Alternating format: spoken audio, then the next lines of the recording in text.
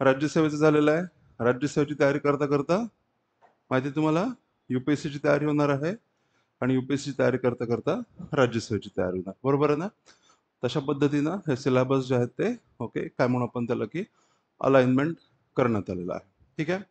मला एक प्रश्न विचारायचा आहे की तुमच्यापैकी आधी कोणी कोणी या परीक्षेची तयारी सुरू केलेली आहे का जस्ट आता सुरुवात करत आहात?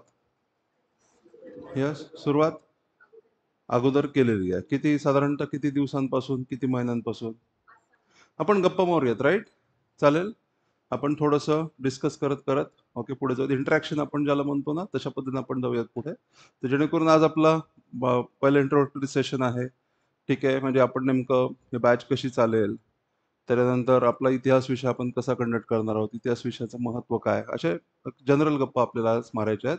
आणि तसंच प्रत्येक विषयाचं तर उद्या एक सेशन, परवा एक सेशन, अशा पद्धतीने एक ओव्हरऑल ओरिएंटेशन आपण ज्याला म्हणतो बॅच सुरू करत असताना ते आपण सध्या घेत आहोत. म्हणून आपण छानपैकी गप्पा मारूयात, राईट? ओके. तर मग तुम्ही कधीपासून तयारी सुरू केली होती? 5 ते 6 महिन्यांपासून. आणि बसून बोला, उठायची आवश्यकता नाही. साधारणतः 5 ते 6 महिने. अजून कोणी आहे का ज्यांनी आधी तयारी सुरू केली? डोंट वरी, प्रश्न नाही विचारत मी. ठीक आहे ना? तुम्ही मला विचारलं तर कदाचित मला येणार नाही उत्तरं. ठीक आहे, त्याच्यामुळे काळजी नका करू. बाकीच्यांनी नुकतीच तयारी सुरू केलेली आहे? नुकतीच जस्ट? ओके, ठीक आहे, हरकत नाही.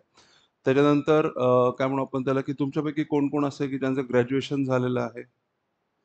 ग्रॅज्युएशन सगळ्यांचं झालेलं आहे आणि अंडर ग्रॅज्युएट असणार आहे? अंडर ग्रॅज्युएट म्हणजे first year, second year, third year? Second इयरमध्ये, थर्ड इयरमध्ये. तुम्ही अजून तिकडं थर्ड इयरमध्ये आहात. ठीक आहे. म्हणजे आता म्हणजे तसं जर बघितलं तर आता कोणी अंडर ग्रॅज्युएट असेल किंवा कोणी ग्रॅज्युएट असेल. पण एनी हाऊ या केसमध्ये काय होणार, सगळेच जण पुढच्या वर्षी अपिअर होणारच आहात. तर जी मुलं-मुली थर्ड इयरला आहेत आत्ता, ते पुढच्या वर्षी एलिजिबल होणार आहेत की नाही? एलिजिबिलिटीची अट माहिती आहे तुम्हाला? आता जी मुलं-मुली आत्ता थर्ड इयरला आहेत, ते पुढच्या वर्षी एलिजिबल ठरतील का? ठरतील का नाही ठरतील? कसं काय ठरतील? अ? कसं काय ठरतील? अट काय माहिती तुम्हाला? की तुमचा जो जन्म आहे, ओके, लक्षात घ्या की मिनिमम वयाची अट ही 18 आणि 19 वर्ष आहे. बरोबर आहे? ओके, एसओसाठी 18 वर्ष आणि बाकी एक्झामसाठी 19 वर्ष जी आहे.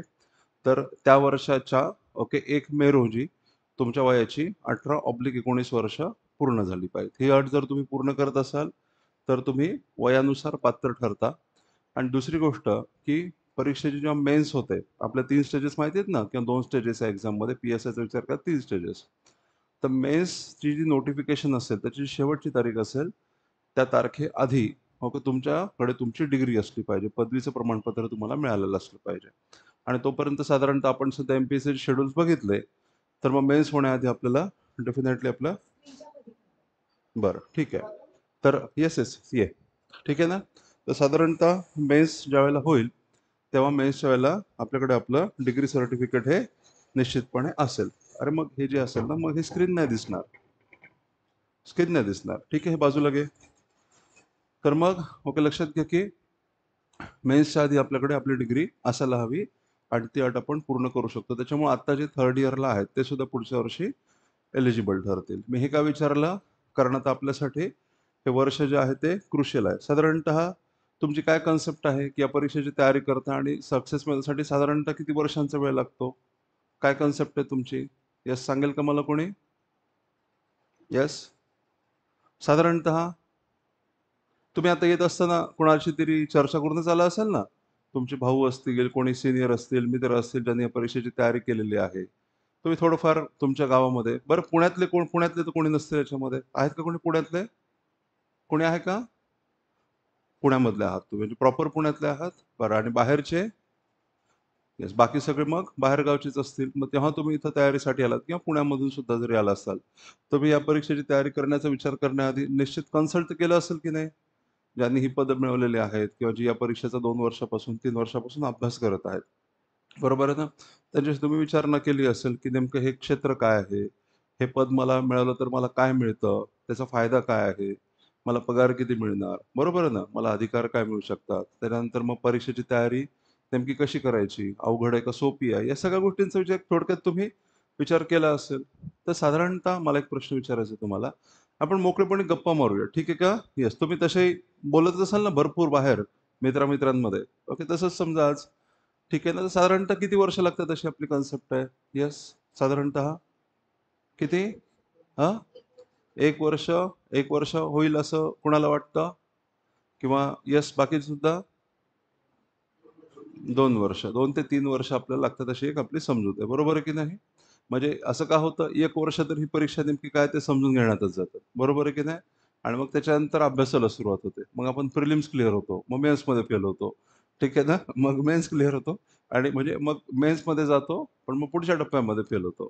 मग त्याच्यानंतर अजून 1 वर्ष. असं आपल्या डोक्यामध्ये एक साधारणतः एक 2 ते 3 वर्षांचा प्लॅन असतो. आपण तेवढा विचार करून आलेलो असतो. आलेलो आहे आपण सगळ्यांपैकी जवळपास सगळेच जण आपल्या सगळ्यांमधले, की मला साधारणतः एक 2 ते 3 वर्ष लागतील. आपण एक नियोजन करतो की नाही? की आता माझं ग्रॅज्युएशन झालेलं आहे. माझं ग्रॅज्युएशन होत आहे आता. मग मला अमुक-अमुक वर्ष लागतील. एवढ्या वेळात झालं तर ठीक आहे. नाहीतर दुसरं काहीतरी बघतो आपण. असं असतं की नाही आपल्या डोक्यामध्ये? तर साधारणतः तीच कन्सेप्ट लक्षात घ्या. एक 2 ते 3 वर्ष. काही-काही लोकांच्या बाबतीमध्ये ही पंचवार्षिक योजना होते. बरोबर आहे की नाही? ओके, पंचवार्षिकची मग काही-काही लोकांच्या बाबतीमध्ये सप्तवार्षिक सुद्धा होते. मग सप्तवार्षिक योजना झाले की घरचे पकडून घेऊन जातात मग. ठीक आहे ना, बस झालं आता. बाकीच्या गोष्टी करायच्यात आपल्या लाईफमध्ये. पण आपल्याला तसं होऊ द्यायचंय का? आपल्याला तसं नाही होऊ द्यायचंय. आपल्याला ना आपले काही गोल्स क्लिअर ठेवायचे आहेत. ठीक आहे ना? तर एक गोष्ट नेहमी लक्षात ठेवा. आता आपण परीक्षेमध्ये जाऊयात, घुसूयात. थोडंसं सिलेबस काय, एक्झाम पॅटर्न काय आहे, हे सगळं आपण वन बाय वन डिस्कस करूयात. पण काही गोल्स आपण सुरुवातीलाच, आज आपला पहिला दिवस आहे. बरोबर आहे ना साधारणतः? येस? येस, यू मे गो. ठीक आहे ना? येस. तर मग याच्यामध्ये ओके, लक्षात घ्या की काय म्हणू आपण त्याला, की तुम्ही साधारणतः महिनाभरापूर्वी, 2 महिन्यापूर्वी याचा विचार पहिल्यांदा केला असणार आहे. बरोबर ना? म्हणजे तर लक्षात घ्या, की जनरली आपण काय म्हणू, तुम्हाला काय वाटतं, की तुमच्या प्रिपरेशनची सुरुवात कधी झालेली आहे असं तुम्हाला वाटतं? कधी होईल? अजून झाली आहे का नाही झाली आहे? काय वाटतं तुम्हाला? प्रिपरेशन सुरुवात अजून झालेली नाही आहे. ठीक आहे. मग आता ती कधी होईल? सर तुम्ही पहिले लेक्चर तर घ्या. ओके, मग बघू. तुम्ही पुस्तकं तर सांगा, मग वाचायला सुरुवात करू. असं आहे की नाही? ठीक आहे ना. पण ती चुकीची समजूत आहे, लक्षात घ्या. ओके, मी नेहमी असं म्हणतो, की या एक्झाम म्हणजे सगळ्याच कॉम्पिटिटिव्ह एक्झाम झाल्या सरकारी नोकरींसाठीच्या. आपल्या प्रिपरेशनची, मी तर म्हणतो ट्रेनिंगची सुद्धा. पण त्याच्यानंतर तुम्ही सेलेक्ट झाल्यानंतर तुमचं ट्रेनिंग होतं की नाही? बरोबर ना? तर आपल्या ट्रेनिंगची म्हणा, आपल्या प्रिपरेशनची म्हणा, सुरुवात कुठं कधी होते? ज्या क्षणाला आपण निर्णय घेतो, की मला या परीक्षेची तयारी आता करायची आहे आणि मला ते अधिकारी पद मिळवायचं आहे. ओके. हा निर्णय जेव्हा आपण घेतो, हा विचार आपण जेव्हा करतो, ओके, ती आपल्या तयारीची सुरुवात आहे. कळतंय का मला काय सांगतंय? कारण या परीक्षांच्या तयारीमध्ये ओके, तुम्हाला सांगताना हे सुद्धा लोकांनी सांगितलं असेल, की अभ्यासक्रम मोठा आहे, सिलेबस व्हास्ट आहे. खूप सारं वाचावं लागतं. 10-10, 12-12 तास अभ्यास करावा लागतो. असं काही सगळं ऐकून आलं असेल की नाही तुम्ही? डोक्यामध्ये बरेच काही किडे, आळ्या किडे बसलेले असतील तुमच्या. आता ते वन बाय वन काढायचं काम आपल्याला करायचं, लक्षात घ्या. ठीक आहे ना? तर मी तुम्हाला एक गोष्ट सांगतो, की ह्या परीक्षेमध्ये ओके, तुम्ही जर बघितलं असेल, आपण आता सिलेबसबद्दल सुद्धा बोलूयात. पण एक साधारणतः सिलेबस काय आहे? इतिहास, भूगोल, त्यानंतर राज्यशास्त्र, गणित, बुद्धिमत्ता, अर्थशास्त्र. त्याच्यातले बहुतांश कशाला सगळेच जवळपास विषय आहेत. हे आपण आपल्या शाळेमध्ये त्यांचं बेसिक अभ्यासाला असतं. तुमच्यापैकी कित्येक लोकं जे बी-ए, बी-कॉम बॅकग्राऊंडचे असतील, तर त्यांनी या विषयांचा अभ्यास सुद्धा केलेला असेल. इव्हन सायन्स बॅकग्राऊंडच्या लोकांना सुद्धा विज्ञानाचा चांगला एक बेस असतो. कळतंय का? मग तसं जर बघितलं, तर हे विषय एकदम अपरिचित किंवा अनोळखी अशा प्रकारचे नाहीयेत आपल्याला. हे फॅमिलिअर सब्जेक्ट्स आहेत. पण मग तरीसुद्धा ओके, लक्षात घ्या, की या विषयांच्या या परीक्षेची तयारी करता वेळ का लागतो? तर वेळ आपल्या डोक्यामध्ये भरलं जातं, की अभ्यास खूप मोठा आहे. खूप सारी पुस्तकं वाचावी लागतात. तसं मुळीच नाही, लक्षात घ्या. मी तर नेहमी म्हणतो, की ही परीक्षा चॅलेंजिंग कुठं आहे? अभ्यासाच्या बाबतीमध्ये ही परीक्षा लीस्ट चॅलेंजिंग आहे. म्हणजे कमीत कमी चॅलेंजिंग आहे. या परीक्षेच्या यशामध्ये जर आपल्याला यश मिळवायचं असेल, तर अभ्यासाचा रोल किती आहे? हार्डली 5 ते 10% भूमिका अभ्यासाची असते. कळतंय का मला काय? तुम्ही जोर लावून अभ्यास करा, खूप अभ्यास करा. पण परीक्षेच्या यशामध्ये अभ्यासाचा फायदा तुम्हाला किती होणार आहे? हार्डली 5 ते 10% अभ्यासाचा फायदा होणार आहे. बाकी सगळा जो बाकी सगळा जो 90 ते 95% जो रोल आहे, तो 90 ते 95% रोल हा ॲटिट्यूडचा आहे. ॲटिट्यूड म्हणजे आपला प्रवृत्ती. ओके, स्पर्धेला सामोरं जाण्यासाठीची जी आपली प्रवृत्ती असते. मी चॅलेंज स्वीकारणार, मी रिस्क घेणार आहे. कळतंय का मला कसं? कुठं मी संयमाने वागणार, कुठं मी पेशन्सनी वागणार आहे, कुठं मला चिकाटी ठेवायची आहे, परजीवरन्स, सातत्य आपण ज्याला म्हणतो. तर ह्या सगळ्या ज्या गोष्टी आहेत, ज्या आपल्या पर्सनॅलिटी डिफाईन करतात. कळतंय का? आपण एक व्यक्ती म्हणून कसे आहोत? आपण स्पर्धात्मकतेला सामोरं जाऊ शकतो का? आपल्यामध्ये डेअरिंग, करेज आहे का आपल्यामध्ये? आपल्यामध्ये सातत्य आहे का? चिकाटी आहे का? कळते मला काय सांगते? तर ही जी गुणं असतात व्यक्तिमत्वामधली, ती जर गुणं आपल्या अंगी असतील, तर लक्षात घ्या की या परीक्षेमध्ये फार लवकर यश मिळवता येतं. म्हणून ही जी परीक्षा आहे, ही व्यक्तिमत्त्वाची परीक्षा आहे आणि आपल्या परीक्षेच्या प्रत्येक टप्प्यामध्ये आपलं व्यक्तिमत्त्व जे आहे ते एक प्रकारे तपासलं जात असतं. भले क्वेश्चन इतिहासाचा असेल, भूगोलाचा असेल, अर्थशास्त्राचा असेल, पण त्या क्वेश्चनला आपण टॅकल कसं करतो, सामोरं कसं जातो आणि त्या आधारे एक अधिकारी म्हणून आपण कशा पद्धतीनं काम करू शकतो, हे तपासलं जातं. कळतंय का मला काय सांगायचं ते? म्हणजे बऱ्याचदा असं असतं, की एक प्रश्न एम-सी-क्यूच परीक्षा आहे आपली बरोबर ना, कंबाईनची परीक्षा ही एम-सी-क्यू आहे. तर मग एखादा क्वेश्चन असतो आणि त्या क्वेश्चनमधले जे 2 किंवा 3 ऑप्शन्स असतात 4 पैकी ते साधारणतः सारखेच असतात. कळतंय का? मग ते सारखे-सारखे ऑप्शन्स असतील, तेव्हा त्याच्यातला कोणता पर्याय तुम्ही अधिक योग्य म्हणून निवडता, हे सुद्धा ते बघतात. कळतंय का? म्हणजे तुमच्या चॉईसेस कशा आहेत, हे त्या माध्यमातून बघितलं जातं. आपण किती वस्तुनिष्ठपणे काम करतो, ऑब्जेक्टिव्हली काम करतो, हे त्याच्यामध्ये बघितलं जातं. आणि म्हणून ओके, ही गोष्ट नेहमी लक्षात ठेवा, की या परीक्षेमध्ये अभ्यासाचा रोल किती आहे साधारणतः? 5 ते 10% आणि बाकी सगळं 90 ते 95% काय आहे? ॲटिट्यूड आहे लक्षात घ्या. तो ॲटिट्यूड जेवढ्या लवकर आपल्याला आपल्यामध्ये डेव्हलप करता आला, तेवढ्या लवकर आपण याच्यामध्ये यश मिळवणार आहे. काही लोकांना ॲटिट्यूड डेव्हलप करण्यासाठी 2-2, 3-3 वर्ष लागतात. मग साहजिकच त्यांना सक्सेस येण्यासाठी 5 ते 6 वर्ष लागतात. काही मुला-मुलींच्या बाबतीमध्ये ॲटिट्यूड एका वर्षात डेव्हलप होतो. ते एका पुढच्या वर्षात ते सिलेक्ट होतात. 2 वर्षात ते सिलेक्ट होऊन जाऊ शकतात. आणि आता तुम्ही नवीन सुरुवात करत आहात म्हणून मी तुम्हाला सांगतो, की जेवढ्या लवकर तुम्ही हे ॲटिट्यूड डेव्हलप केलात तुमच्यामध्ये या स्पर्धेला सामोरं जाण्याचं आणि ते काही फार मोठी गोष्ट नाहीये लक्षात घ्या. ती खूप सोपी गोष्ट आहे ॲक्चुअली. फक्त त्या दृष्टीने विचार करावा लागतो, त्या दृष्टीने तयारी करावी लागते. हे जर तुम्ही ओके या परीक्षेसाठी लागणारा जो ॲटिट्यूड आहे, तो साधारणतः पुढच्या 3, 4, 6 महिन्यामध्ये डेव्हलप केलात आणि सातत्याने अभ्यास केलात, तर ओके येणारं वर्ष तुमच्या तयारीचं असेल आणि त्याच्या पुढचं वर्ष हे तुमच्या परीक्षेचं आणि तुमच्या यशाचं असेल. कळतंय का मला काय सांगायचं ते? आणि ह्याच दृष्टिकोन तसंही जर बघितलं, तरी मग किती वर्ष लागेल तर मला सांगा? 2 वर्ष लागतातच या प्रोसेसमध्ये. कळतंय का? आणि अजून एक 30 वर्षावर केलं तर आपल्याला डिग्री मिळाली असती. बरोबर आहे की नाही? एखाद्या कोर्सला आपण ॲडमिशन घेतलं असतं. बरोबर आहे की नाही? तर पहिलं वर्ष, दुसरं वर्ष आणि तिसरं वर्ष झालं की डिग्रीच मिळते डायरेक्टली. बरोबर आहे की नाही? म्हणजे ॲज गुड ॲज एका डिग्री इतका अभ्यास आपल्याला करायचा आहे. पण मग आपण एखादा डिग्री कोर्स केला तर आपल्याला ॲट डिग्री तरी मिळते की नाही? कागद तरी मिळतो. याच्यावरून तुम्हाला काय सर्टिफिकेट कागद मिळतंय का? नाही मिळत आहे. आणि म्हणून तुम्हाला सर्टिफिकेट किंवा कागद मिळत नसल्यामुळं या ठिकाणी आपल्याला एकच सर्टिफिकेट हवं आहे ते म्हणजे यशाचं किंवा एम-पी-एस-सीकडून, राज्य सरकारकडून आलेलं पत्र आपल्याला पाहिजे. तेच आपल्यासाठीचं सर्टिफिकेट आहे. कळतंय का मला काय सांगते? तुम्ही एखादा डिग्री कोर्स केला तर तुम्हाला विद्यापीठाकडून डिग्री मिळते. आणि इथं आता आपण जर 2 वर्ष तयारी करू, कदाचित ते 3 वर्षापर्यंत खेचलंही जाऊ शकतं. बऱ्याच गोष्टी त्यामध्ये रोल प्ले करतात. मग जर आपल्याला 2 ते 3 वर्ष जर द्यायची असतील, तर कुठल्याही परिस्थितीमध्ये ते आपल्याला पत्र पाहिजे. कोणतं पत्र? नियुक्तीचं पत्र आपल्याला मिळवायचं आहे. कळतंय का? तर ते जर नियुक्तीचं पत्र मिळवायचं असेल, तर तुम्हाला तुमच्या आयुष्यामधली ही 2 वर्ष ही चांगली गुंतवणूक करावी लागेल. कळतंय का? म्हणजे एक सिंपल आपण म्हणतो, आपल्याला जर एखाद्या व्यवहारामध्ये जर चांगला नफा हवा असेल, तर चांगली गुंतवणूक करावी लागते. बरोबर आहे की नाही? जर चांगली इन्व्हेस्टमेंट असेल, योग्य पद्धतीनं, पुरेशा प्रमाणामध्ये आणि योग्य विचार करून केलेली जर गुंतवणूक असेल, तर त्याचा रिटर्न हा खूप चांगला मिळतो. ₹5 जर गुंतवले, तर ₹50 मिळतील आणि ₹50 गुंतवले तर 5,000 मिळू शकतात. कळतंय का? आणि म्हणून गुंतवणूक ही पुरेशा प्रमाणामध्ये जर तुम्हाला यश मोठं हवं असेल, म्हणजे थोडक्यात जर तुम्हाला रिझल्ट मोठा हवा असेल, परतावा मोठ्या प्रमाणात हवा असेल, तर गुंतवणूक तेवढ्या प्रमाणामध्ये करावी लागते. गुंतवणूक योग्य ठिकाणी करावी लागते.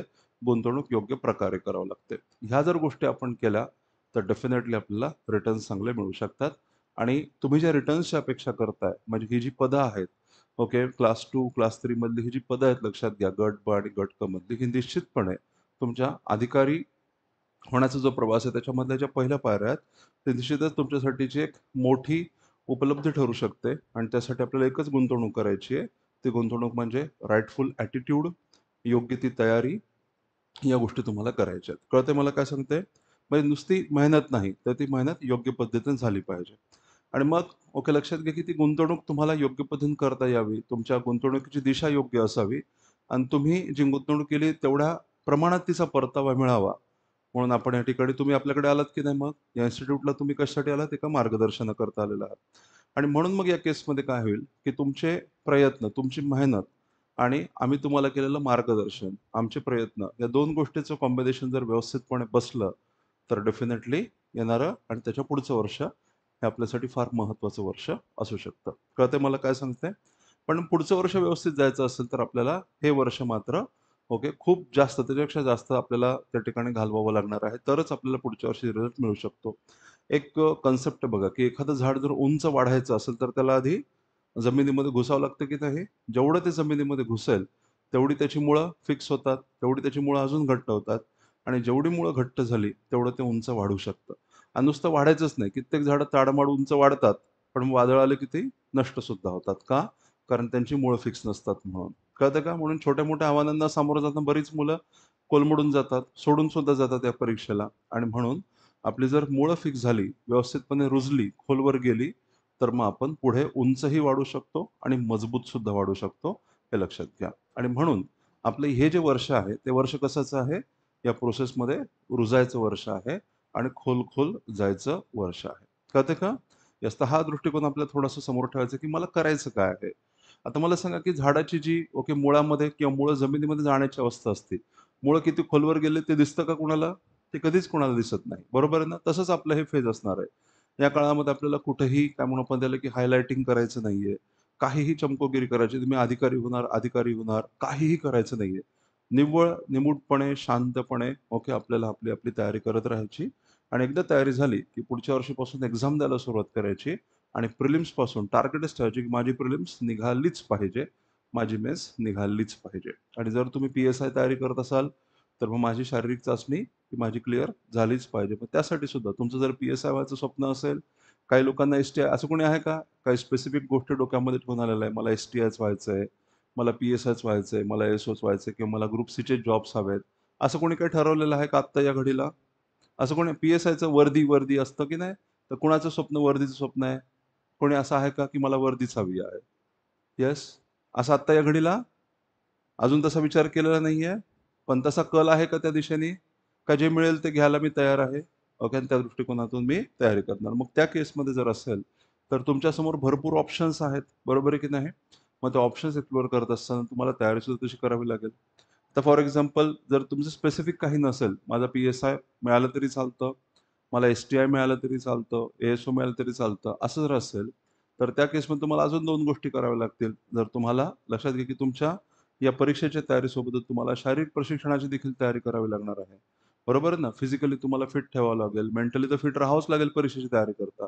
पण फिजिकली सुद्धा तुम्हाला योग्य ते प्रशिक्षण घ्यावं लागेल. पी-एस-आयच्या परीक्षेसाठी तुम्हाला फिजिकल चाचणी असते की नाही, शारीरिक चाचणी असते आणि त्याचबरोबर तुम्हाला ए-एस-ओची एक्झाम असेल किंवा ग्रुप सीच्या ज्या पोस्ट आहेत त्याच्यामध्ये तुम्हाला टायपिंगची सुद्धा त्या ठिकाणी स्किल्स असणं आवश्यक आहे. त्यामुळे तुम्हाला ते टायपिंगचं जे प्रमाणपत्र आहे, ते देखील घेणं आवश्यक आहे. बरोबर आहे? कुणाकुणाकडे टायपिंगची परीक्षा कोण-कोण क्लिअर झाले? तुमच्यापैकी आहे का कोणी? आहेत. बाकीच्यांनी अजून केलेलं नाही आहे. ठीक आहे ना? मग जर तुम्हाला ग्रुप सीच्या काही पदांकरता एलिजिबल व्हायचं असेल, लिपिकसारखं पद असेल, तर त्या ठिकाणी तुम्हाला टायपिंग येणं हे आवश्यक आहे. कळतंय का? मग त्याचे जे सविस्तर डिटेल्स असतात, ते तुम्ही एम-पी-एससीच्या नोटिफिकेशनमध्ये बघून घ्या. ओके. 30 शब्द प्रति मिनिट, 40 शब्द प्रति मिनिट अशा त्यांच्या काही अटी आहेत आणि ते काय म्हणू प्रमाणपत्र, टायपिंगचं प्रमाणपत्र तुम्हाला मिळवावं लागतं. ठीक आहे? आणि जर ते प्रमाणपत्र नसेल तुमच्याकडे, तर तुम्ही मेन्स क्लिअर होऊन सुद्धा तुम्ही पदासाठी अपात्र ठरता, कारण ती आवश्यक अट आहे आणि त्याची चाचणी सुद्धा होते. कळालं का मला काय सांगायचं ते? मला आठवतं की एकदम सुरुवातीला बऱ्याच लोकांना हे माहिती सुद्धा नव्हतं, की आपल्याला हे असं करावं लागेल आणि म्हणून केवळ टायपिंगचं सर्टिफिकेट नाहीये आणि म्हणून काही लोकं परीक्षेकरता अपात्र ठरले. अशी कित्येक उदाहरणं माझ्या स्वतःच्या वैयक्तिक माहितीमध्ये आहेत. एकदा लक्षात म्हणजे काय? मी कंबाईनची तयारी करायलो किंवा करायलोय. पण मग करायले काय? हां, मी क्लास लावलेला आहे. मला मराठी, इंग्लिश शिकवलं जातं. इतिहास, भूगोल, अर्थशास्त्र शिकवलं जातं. याच्या पलीकडे आपल्याला काय असतं हे काहीच माहीत नाही. का? कारण तुम्ही लोकं तुम्ही म्हणजे तुमच्याबद्दल नाही इन जनरल म्हणतोय, की क्लासमध्ये आपल्याला जेवढं सांगितलं जातं तेवढंच आपण करतो. याच्या पलीकडे आपण वेगळा विचार किंवा वेगळ्या गोष्टी आपण करत नाही. म्हणजे एम-पी-एस-सीचं नोटिफिकेशन फार कमी लोकं वाचतात लक्षात घ्या. कळतंय का मला काय सांगते? आलं की पटकन फॉर्म भरून टाकायचा. पण फॉर्ममध्ये काय विचारलेलं आहे याची फारशी माहिती नाही घ्यायची. ओके. नॅशनॅलिटी इंडियन, नाव अमुक-अमुक. ठीक आहे ना? ग्रॅज्युएट हो ग्रॅज्युएट. मग कोणतं ग्रॅज्युएशन बी-ए, बी-कॉम अशी काही ढोबळ माहिती भरून ओके फॉर्म सबमिट केला जातो. मग तयारीला पुन्हा ओके म्हणजे सतत 12-12 तास आपण अभ्यास करतो. पण एक अर्धा तास काढून आपण एम-पी-एस-सीचं नोटिफिकेशन वाचत नाही. कळतं का मला काय सांगते पात्रतेच्या अटी काय आहेत, विषय कोणते आहेत, त्यासाठी किती प्रकार म्हणजे क्वालिफिकेशन कशा प्रकारचं लागतं, सर्टिफिकेट्स कुठल्या-कुठल्या असायला पाहिजेत, सर्टिफिकेटवरच्या तारखा काय असायला पाहिजेत. अशा छोटे-छोटे, छोट्या-छोट्या गोष्टी असतात आणि त्या सगळ्या गोष्टी आपण दुर्लक्षित करतो अभ्यास करायचा आहे म्हणून आणि नेमकं ज्यावेळेला आपण पात्र ठरतो, परीक्षा क्लिअर करतो आणि ती सर्टिफिकेट्स आपल्याकडे नाहीयेत, त्या पात्रता आपल्याकडे नाहीयेत म्हणून आपण त्याच्यातून माघारी घालतो. तर माघारी घ्यावं लागते आपल्याला, असेही बऱ्याचदा घडतं. आणि त्याच्यामुळे एक ओव्हरऑल अवेअरनेस आपण ज्याला म्हणतो, एक जागृत असणं, आपण जे काय करतो त्याच्याबद्दलची योग्य ती माहिती असणं आपल्याला आवश्यक असतं. आणि म्हणून तुम्ही ओके एम-पी-एस-सीच्या वेबसाईटवर जायचं आणि त्याचे जे नोटिफिकेशन्स असतात, ग्रुप बीचा सिलेबस काय आहे, ग्रुप सीचा सिलेबस काय आहे, त्याच्यामध्ये पात्रता अटी काय सांगितलेलं आहे, सर्टिफिकेट्स कोणते-कोणते लागतात, त्या रिझर्व्हेशनचे बेनिफिट्स कोणाला मिळतात, त्याच्यामध्ये बसतो का किंवा बसते का, हे सगळं आपल्याला बघत राहायचं आणि त्याच्यानुसार तयारी करत राहायची आणि बाकी आपला अभ्यास चालूच असतो. येतं लक्षात? तर हे जर यालाच आपण म्हणतो ना, की एक तयारी आपण ज्याला म्हणतो. तुमच्यापैकी किती लोकांनी मला सांगा, की प्रॉपर एम-पी-एस-सीचा ग्रुप बी, ग्रुप सीचा प्रॉपर सिलेबस बघितलेला आहे, नोटिफिकेशन्स वगैरे काढून. पात्रता अटी काय आहेत? किमान वयाची अट काय? कमाल वयाची अट काय? कुठल्या एक्झामला टायपिंगची परीक्षा असते, मग टायपिंगच्या अटी काय आहेत? कोणतं सर्टिफिकेट लागतं? असं कोणी बघितलंय का? माझ्या मते अजून तरी बघितलेलं नाही आहे. कळतंय का मला काय सांगते? मग आपल्या तयारी सुरुवात कुठून व्हायला पाहिजे? इथून व्हायला पाहिजे. एक लक्षात घ्या, आम्ही कोण आहोत? आम्ही तुम्हाला फक्त अभ्यास कसा करायचा हे सांगणारे आहोत. कळतंय का? पण परीक्षा कोणाला द्यायची आहे? तुम्हाला द्यायची आहे. ठीक आहे ना? मग काय म्हणू आपण कोणती परीक्षा द्यायची? एम-पी-एस-सीची परीक्षा द्यायची. म्हणजे तुमचं डायरेक्ट रिलेशनशिप कुणाचं आहे? एम-पी-एस-सीचं आणि तुमचं डायरेक्ट रिलेशनशिप आहे. लक्षात घ्या. आम्ही तुम्हाला फक्त तिथं पोहोचण्यासाठी मदत करतोय. मग जिथं तुम्हाला जायचंय त्याच्याबद्दलची पूर्ण माहिती असणं हे तुमचं कर्तव्य आहे त्या ठिकाणी. कळतंय का मला काय सांगते? ती जास्तीत जास्त अचूकतेने माहिती तुम्ही घ्यायला पाहिजे. चालेल का? मग आज जाऊन आपलं सेशन झाल्यानंतर आज थोडं घरी गेल्यानंतर मग एम-पी-एस-सीचे ग्रुप बी, ग्रुप सीचे सिलेबस काढायचे. बरोबर आहे की नाही? अभ्यासक्रम नेमका काय आहे? परीक्षेची काय म्हणू आपण त्याला, की परीक्षेची माहिती, परीक्षेबद्दल एक्झामिनेशन स्कीम आपण ज्याला म्हणतो, परीक्षा योजना काय आहे? ओके, हे बघायचं आपल्याला. कोणत्या कॅटेगरीला किती रिझर्व्हेशन आहे? आपण कुठं बसतो? हे सगळं व्यवस्थितपणे वाचून घ्यायचं. जास्त वेळ लागत नाही. अर्धा ते पाऊण तास लागतो जास्तीत जास्त. नोटिफिकेशन काढायचं, मोबाईलवर भेटतं वाचायला. ओके, अर्ध्या तासामध्ये वाचून काढायचं आणि काही शंका असतील, तर मग तुम्ही त्या पुढे जाऊन सरांना विचारायच्या. लक्षात आलं का? येस, तर ही गोष्ट करायची. आता आपण एक्झामबद्दल बोलूयात. चालेल का? म्हणजे जे आपण क्लासमध्ये कव्हर करणार आहोत, त्याच्याबद्दल आपण आता बोलूया. ठीक आहे? आता आपण इथं कंबाईनची जी एक्झाम आहे, कंबाईन ग्रुप बी. आधी कसं होतं माहिती का? की आधी कंबाईन म्हटलं की ग्रुप बी, ग्रुप सी असायची. ओके? आणि स्टेट सर्व्हिस म्हटलं, राज्यसेवा म्हटलं की राज्यसेवेची ओके, काय म्हणू आपण डेप्युटी कलेक्टर, डी-वाय-एस-पी तहसील या पदांसाठीची परीक्षा म्हणजे राज्यसेवा. आता तसं नाही झालेलं आहे. आता एम-पी-एस-सीने काय केलेलं आहे, की राज्यसेवा परीक्षांतर्गत अनेक इतर पदांच्या देखील परीक्षा घ्यायला सुरुवात केलेली आहे. त्याच्यामुळे राज्यसेवेची परीक्षा सुद्धा कंबाईन झालेली आहे. त्याचं नाव सुद्धा ओके गॅझेटेड कंबाईंड एक्झामिनेशन असं त्याला म्हटलं जातं. कंबाईंड सिव्हिल सर्व्हिसेस एक्झामिनेशन आणि ह्या परीक्षेला जे आपण आधीपासून कंबाईन म्हणत होतो, आता ही कंबाईन ग्रुप बी, ग्रुप सीची परीक्षा झाली. कळतंय का? त्याच्यामुळे आता आपण म्हणताना कोणत्या परीक्षेची तयारी करायला तर कंबाईंड परीक्षेची तयारी असं नाही म्हणायचं आता. आपण आता ग्रुप बी, ग्रुप सीची तयारी करायला हे डोक्यामध्ये ठेवायचं. कारण राज्यसेवेच्या परीक्षेला सुद्धा आता कंबाईंड गॅझेटेड सिव्हिल सर्व्हिसेस असं नाव पडलेलं आहे. ओके, मागच्या वर्षीपासून. कळतंय का मला काय सांगते? त्याच्यामुळे कंबाईन म्हटलं की कंबाईन राज्यसेवा का कंबाईंड ग्रुप बी, ग्रुप सी असा प्रश्न निर्माण होतो. म्हणून नॉन गॅझेटेड कंबाईन अशी आपली ही परीक्षा आहे. ही परीक्षा लक्षात घ्या, की 2 प्रकारच्या संवर्गासाठी 2 प्रकारच्या काय म्हणू आपण त्याला पदांकरता घेतली जाते. एकूण 8 पदं आहेत. ओके, याच्यामध्ये ओके 4 पदं जी आहेत लक्षात येते ग्रुप बीची आहेत आणि राहिलेली 4 पदं ही ग्रुप सीची आहेत. तर पहिली 4 पदं कोणती आहेत? ओके, सहाय्यक कक्ष अधिकारी, ओके, ज्याला आपण ए-एस-ओ म्हणतो. Assistant section officer, ASO. त्यानंतर राज्य कर निरीक्षक, sales tax inspector, STI. Police उपनिरीक्षक, पी-एस-आय आपण ज्याला म्हणतो, पोलीस सब इन्स्पेक्टर आणि त्याच्यानंतर दुय्यम निबंधक, श्रेणी 1 किंवा मुद्रांक निरीक्षक. तर ही जी पदं आहेत लक्षात घ्या, ही पदं ग्रुप बी मध्ये येतात. कळतंय का? आणि त्याच्यानंतर ग्रुप सीची पदं, त्याच्यामध्ये दुय्यम निरीक्षक, राज्य उत्पादन शुल्क, तांत्रिक सहाय्यक, कर सहाय्यक आणि लिपिक टंकलेखक ही पदं त्याच्यामध्ये येतात. अशी 4 ग्रुप बीची पदं आहेत आणि 4 ग्रुप सीची पदं आहेत. तर एकूण या 8 पदांकरता ही कंबाईंड एक्झाम होत असते. त्याच्यातही पुन्हा 2 टप्पे आहेत. प्रिलिम्स आणि मेन्स हा टप्पा आहे. तर या पदांसाठी जी प्रिलिम्स एक्झामिनेशन असते ती कॉमन आहे आणि मेन्स एक्झामिनेशन मात्र वेगळी वेगळी आहे. लक्षात आलं का? इथपर्यंत ठीक आहे. आता हे तुमच्यापैकी बऱ्याच लोकांना माहिती असेल ही गोष्ट, बरोबर आहे ना? मॅक्सिमम लोकांना ही माहिती आहे प्रिलिम्स कॉमन आहे आणि मेन्स वेगळी वेगळी आहे. ठीक आहे. आणि ही पदं आहेत. बस एक जस्ट आता एक इंट्रोड्यूस करायचं म्हणून मी सांगतोय. But you are aware of this particular point. त्यानंतर मग जर आपण बघितलं तर या परीक्षांचे टप्पे किती आहेत? तर साधारणतः 2 टप्पे आहेत. म्हणजे सगळ्यांसाठी कॉमन 2 टप्पे आहेत. पहिले जी ग्रुप बीची जी पदं आहेत, पहिली 4 पदं त्याच्यासाठी प्रिलिम्स आणि मेन्स असे 2 टप्पे आहेत आणि पुन्हा ग्रुप सीची जी पदं आहेत त्याच्यासाठी सुद्धा प्रिलिम्स आणि मेन्स आहे.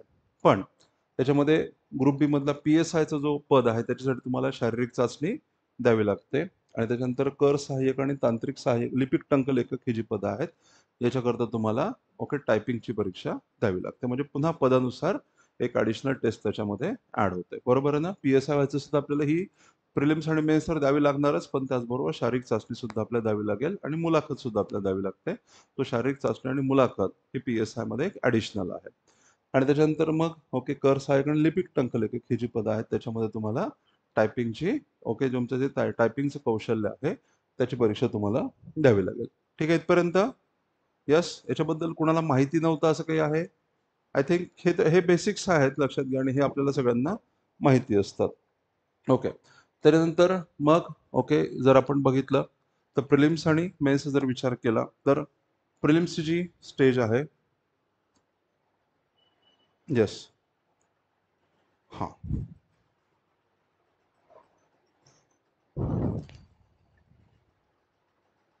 मेन्सचा आहे. ठीक आहे. येस. तर प्रिलिम्सचा जर विचार केला तर प्रिलिम्सची परीक्षा योजना काय आहे? तर एक सगळ्यांसाठी एक कॉमन पेपर असतो, ज्याला आपण जनरल स्टडीज पेपर असं म्हणतो. हा प्रिलिम्स ही सगळ्या पदांसाठी एकच प्रिलिम्स असते. तुमची सगळ्यांची एकच प्रिलिम्स होणार. तुम्ही कोणतीही परीक्षा द्या. म्हणजे तुम्हाला ग्रुप बी मिळायचंय का ग्रुप सी मिळवायचंय डझंट मॅटर. सगळ्यांना एकच परीक्षा द्यावी लागणार. ओके. तर ती परीक्षा एकच एकच पेपर असतो. प्रश्नसंख्या किती असते एकूण? 100 आणि गुण असतात 100. म्हणजे एका प्रश्नाला 1 मार्क. अशा प्रकारची ही असते. त्यानंतर जर विषयांचा जर डिफिकल्टी लेव्हल आपण बघितलं, दर्जा म्हणजे डिफिकल्टी लेव्हल, तर ग्रॅज्युएशन झालेल्या प्रत्येक व्यक्तीला समजतील आणि उत्तर देता येतील अशा प्रकारे प्रश्नांचा दर्जा असतो. दर्जा याचा अर्थ काय म्हणून आपण त्याला की परीक्षेची डिफिकल्टी लेव्हल काय आहे? परीक्षेची डिफिकल्टी लेव्हल एखादा पदवी झालेला विद्यार्थी असेल, तर त्याला हे प्रश्न व्यवस्थितपणे कळाले पाहिजेत आणि त्याला उत्तर देता येते. म्हणजे पदवी झालेल्या विद्यार्थ्याला देता येतील अशा प्रकारचा त्याचा दर्जा असतो. माध्यम जे असतं ते मराठी आणि इंग्रजी माध्यमातून परीक्षा होते. कालावधी 1 तासाचा असतो. प्रिलिम्स ही 1 तासाची होत असते आणि त्यानंतर वस्तुनिष्ठ बहुपर्याय एमसीक्यू प्रकारचा पेपर असतो प्रिलिम्सचा. आपण मेन्सचं बघितलं तर मेन्समध्ये 2 पेपर असतात लक्षात घ्या. तर पहिला जो असतो तो मराठी आणि इंग्रजीचा पेपर असतो. ठीक आहे. त्याच्यामध्ये 50 मराठी आणि इंग्रजी मराठी. दर्जाचा जर विचार केला तर मराठीचा दर्जा हा 12वीचा असतो. म्हणजे 12वी झालेला एखाद्या विद्यार्थिनीला प्रश्न सोडवता येतील एवढा त्याचा दर्जा असतो मराठी पेपरचा. आणि इंग्रजीचा जर विचार केला तर पदवी झालेल्या विद्यार्थ्याला इंग्रजी प्रश्न हँडल करता येतील अशा प्रकारे प्रश्नपत्रिकेचं स्वरूप असतं. पुन्हा एमसीक्यू पॅटर्न असतो. 1 तासाचा पहिला पेपर असतो, 1 तासाचा दुसरा पेपर असतो आणि माध्यम मराठी आणि इंग्रजी. ठीक आहे. मराठी पेपर मराठीमध्ये, इंग्रजी पेपर इंग्रजीमध्ये असं हे स्वरूप आहे. त्यानंतर जो पेपर 2 असतो तो सामान्य अध्ययन आणि बुद्धिमत्ता चाचणी. हा पेपर 2 आहे.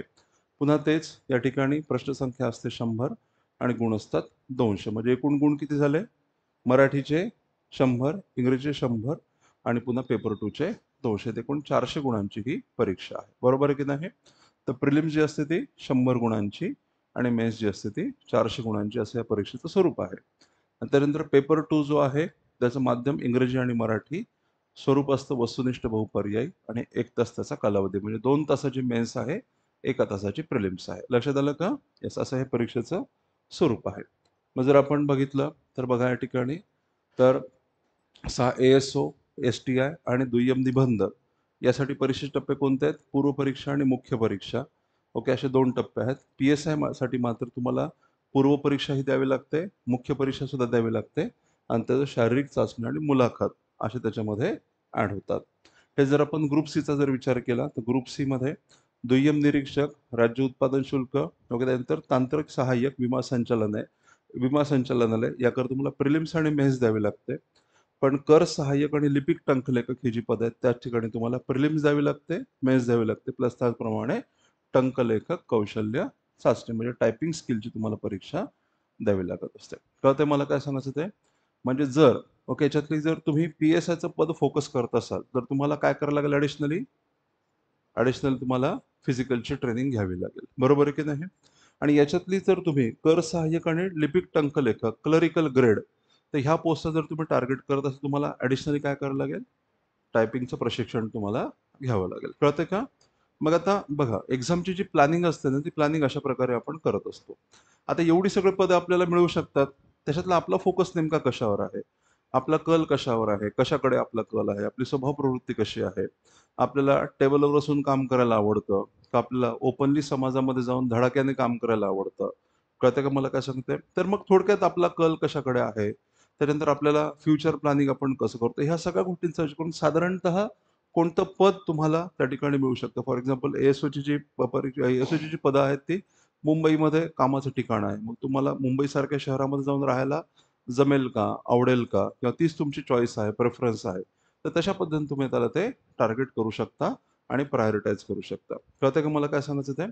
आपण एक्झामिनेशनच्या स्कीमबद्दल सुद्धा बोलूयात. पण साधारणतः मला हे सांगायचं विशेषतः मला पी-एस-आयसाठीचं तुम्हाला सांगायचं होतं. जर तुमचं टार्गेट पी-एस-आय व्हायचं असेल, तर तुम्हाला आत्ता अभ्यासासोबतच ओके लक्षात घ्या, की तुम्हाला आता शारीरिक प्रशिक्षणाची तयारी देखील करावी लागेल. सो ग्राउंडवरची रोज एक्सरसाइज ही तुमच्यासाठी कंपल्सरी आहे. मग ती शारीरिक चाचणीची परीक्षा नेमकी काय असते? त्याच्यामध्ये कोणत्या-कोणत्या काय म्हणू आपण त्याला, की परीक्षा घेतल्या जातात. त्याच्यामध्ये धावण्याची परीक्षा असते, गोळाफेक असते, पुलअप्स असतात.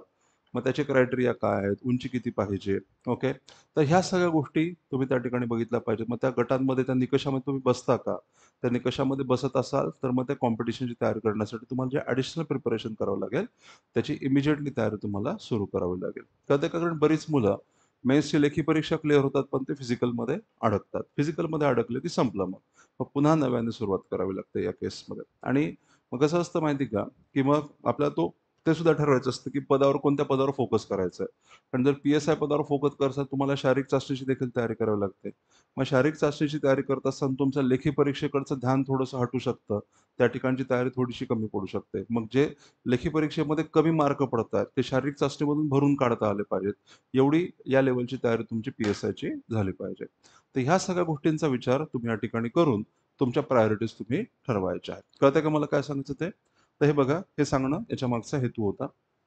त्याच्यानंतर जर आपण ओके प्रिलिम्सचा सिलेबस बघितला. प्रिलिम्स ही 100 मार्कांची 100 क्वेश्चनची आहे आणि प्रिलिम्समध्ये किती सब्जेक्ट आहेत टोटल? किती हेड्स आहेत? बघून सांगाल मला कोणी? प्रिलिम्समध्ये टोटल किती सब्जेक्ट्स आहेत? 7 सब्जेक्ट्स आहेत. एक आहे चालू घडामोडी, जागतिक तसेच भारतातील. ठीक आहे ना? त्याच्यानंतर मग नागरिकशास्त्र. नागरिकशास्त्र म्हणजेच आपला पॉलिटीचा भाग झाला. नागरिकशास्त्र, राज्यशास्त्र. त्याच्यामध्ये काय सांगितलं त्यांनी भारताच्या घटनेचा प्राथमिक अभ्यास. असं खूप डेप्थमध्ये नाही. पण डेप्थमध्ये असेल तर मग आता राज्यसेवा हे डेप्थमध्ये अभ्यास करायचा आपल्याला राज्यसेवेमध्ये. पण प्राथमिक अभ्यास आपला ग्रुप बी आणि ग्रुप सीचा एक्झामसाठी प्राथमिक अभ्यास. भारताच्या घटनेचा प्राथमिक अभ्यास. राज्य व्यवस्थापन म्हणजेच प्रशासन. ठीक आहे. प्रशासन कसं चालतं याची एक बेसिक माहिती आपल्याला त्या ठिकाणी असायला हवी आणि त्याच्यानंतर ग्राम व्यवस्थापनाचा अभ्यास आपल्याला याच्यामध्ये करायचा आहे. ठीक आहे. ग्राम व्यवस्थापन. त्याच्यानंतर हां, येस. त्याच्यानंतर इतिहास. इतिहासामध्ये काय सांगितलंय? आधुनिक भारताचा, विशेषतः महाराष्ट्राचा इतिहास आपल्याला अभ्यासायचा आहे. त्याच्यामध्ये मॉडर्न इंडिया आहे आणि मॉडर्न इंडियामध्ये एक विशेष भर कशावर आहे? महाराष्ट्रावर भर आहे. तर त्याची चर्चा आपण करूयात कारण इतिहास आपल्याला डिस्कस करायचा आहे. तुम्हाला ओके, मी जो आहे तो इतिहास हा विषय या ठिकाणी शिकवणार आहे. कळतंय मला काय सांगायचं ते? त्याच्यामुळे इतिहासाबद्दल आपण एवढं डिस्कशन झालं, की इतिहासाबद्दल थोडंसं सविस्तर बोलूयात. आता मी स्किप करतो इतिहासाचा पॉइंट. ठीक आहे? येस. त्यानंतर भूगोल. भूगोलामध्ये भारताचा भूगोल आहे, पण त्यांनी काय सांगितलंय? महाराष्ट्राच्या विशेष अभ्यासासह. म्हणजे या ठिकाणी एम-पी-एस-सीला अपेक्षा काय आहे? आपण फोकस कुठं करावा अशी एम-पी-एस-सीची अपेक्षा आहे?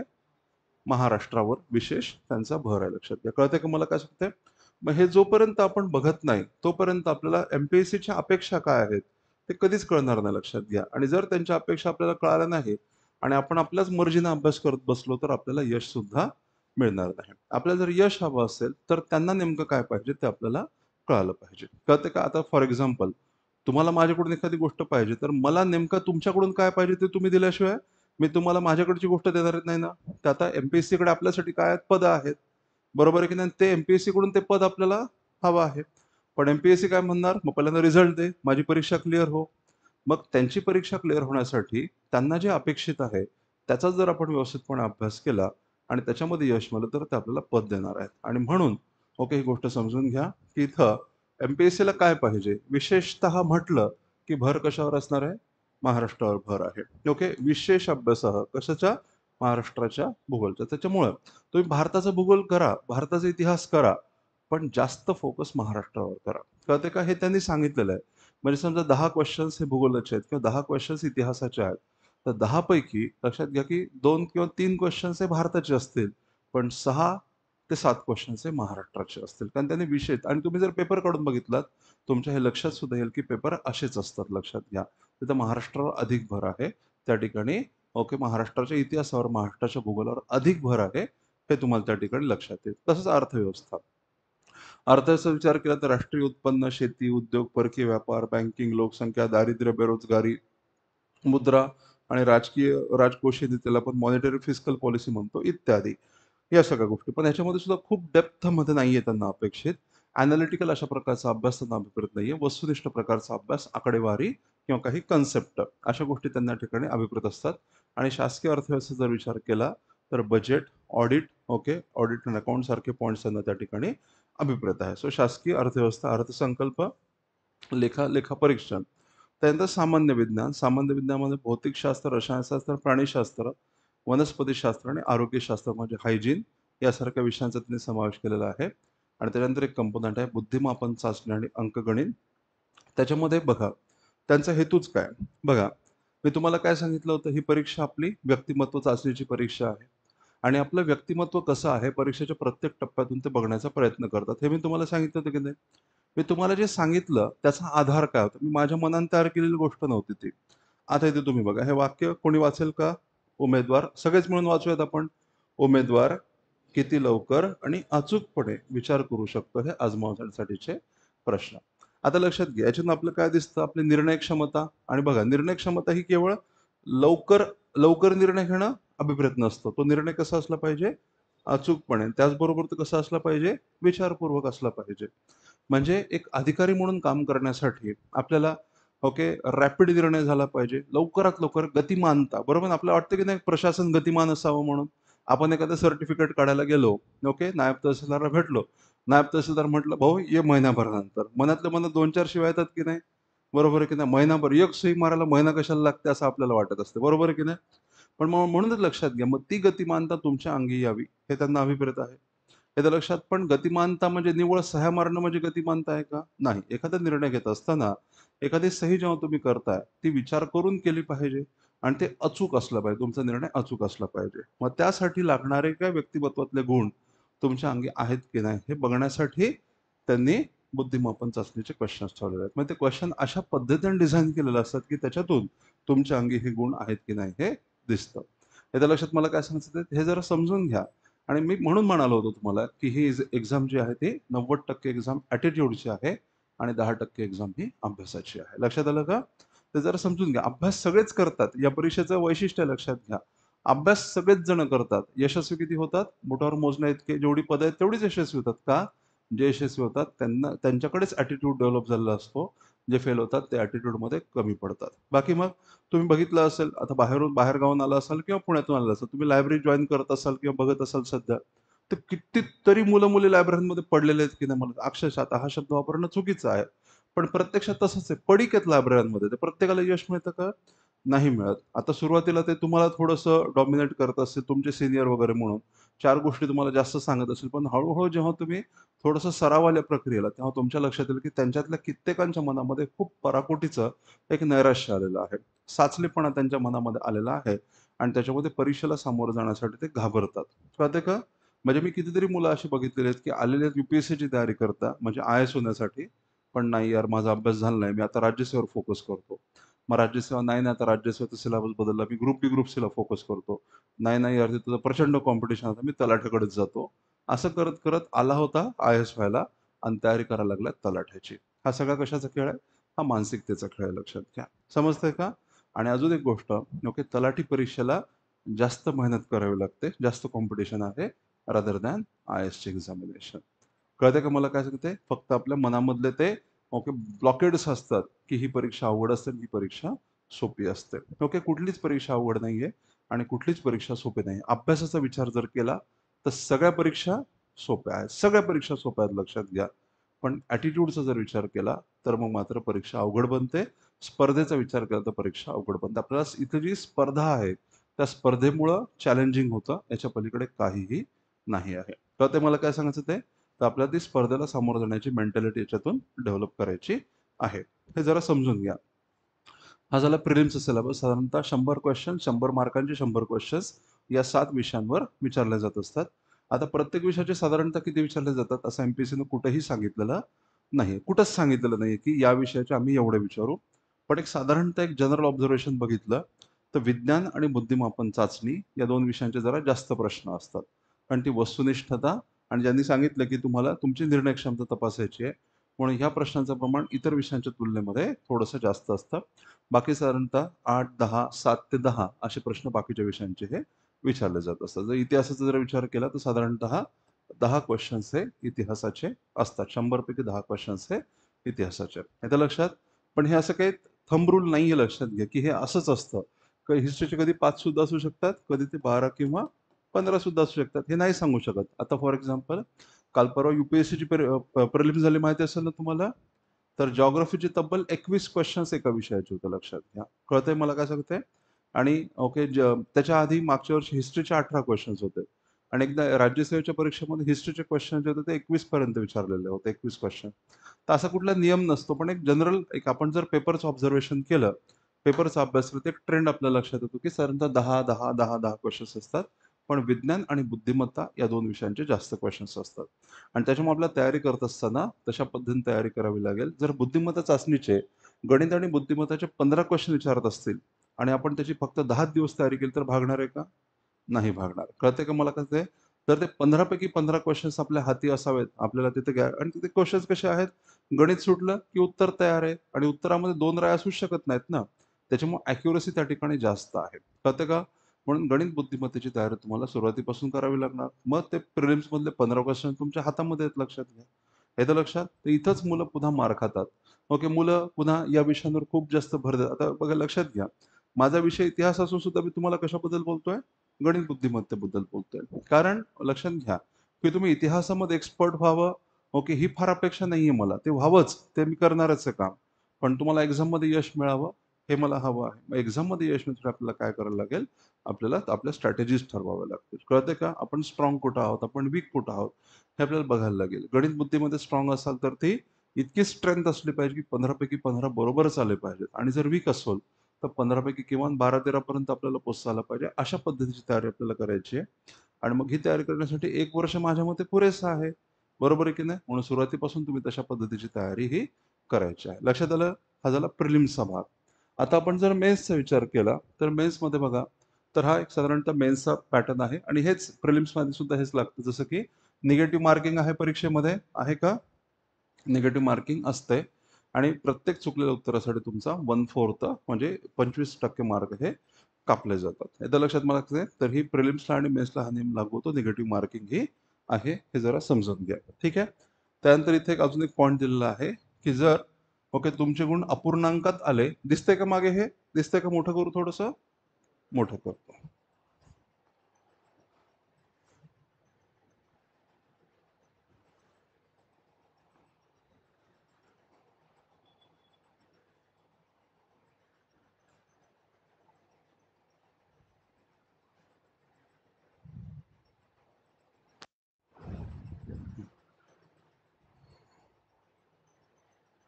आता दिसतंय? ठीक आहे. इथं अपूर्णांकाचा एक मुद्दा दिलाय, की तुमचे गुण अपूर्णांकात जरी आले, तरी त्या ठिकाणी ते अपूर्णांकातच राहतील. अशा छोट्या-छोट्या गोष्टी आहेत. तुम्ही म्हणून मी तुम्हाला काय सांगितलं? तुम्ही नोटिफिकेशन वाचा. नोटिफिकेशन वाचलं, की तुम्हाला अजून चांगल्या गोष्टी लक्षात येतात.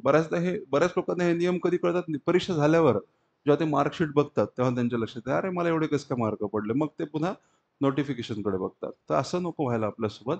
ज्या गोष्टीची आपण तयारी करतोय, त्याच्याबद्दलची प्रत्येक गोष्ट आपल्याला माहिती असायला पाहिजे. ठीक आहे ना? येस. तर मराठी इंग्लिशमध्ये काय असतं, तर एक मराठीचा पेपर जर विचारामध्ये घेतला, तर एक साधारणतः सर्वसामान्य शब्दसंग्रह, वाक्यरचना, व्याकरण, म्हणी, वाक्प्रचार यांचा अर्थ, उपयोग आणि उतार्यावरच्या प्रश्नांची उत्तरं हा मराठीचा सिलेबस. बाकी मराठीचे सर तुम्हाला सविस्तर सांगतील याच्याबद्दल. त्यानंतर common vocabulary, sentence structure, grammar, use of idioms, phrases, their meanings, comprehension of the passages हा इंग्रजी सिलेबस झाला. आणि मग आता जो पेपर 2 आहे, मेन्सचा जो पेपर 2 आहे, त्याचा सिलेबस काय आहे हे जरा समजून घ्या. त्याच्यामध्ये किती आहेत? मेन्सच्या पेपर 2 मध्ये हे किती सब्जेक्ट झाले? 4. त्याच्यानंतर बघा, त्याच्यानंतर हे टोटल किती सब्जेक्ट झालेले आहेत? 9. म्हणजे मेन्स आपल्याला जर द्यायची आहे तर पेपर 2 हा जनरल स्टडीजचा आहे. आणि या पेपर 2 मध्ये आपल्याला एकूण किती विषयांची तयारी करावी लागते? 9 विषयांची तयारी आपल्याला करायची. सो प्रिलिम्स मध्ये तुम्हाला किती विषयांची तयारी करायची आहे? 7. आणि मेन्स मध्ये किती विषयांची तयारी करायची आहे?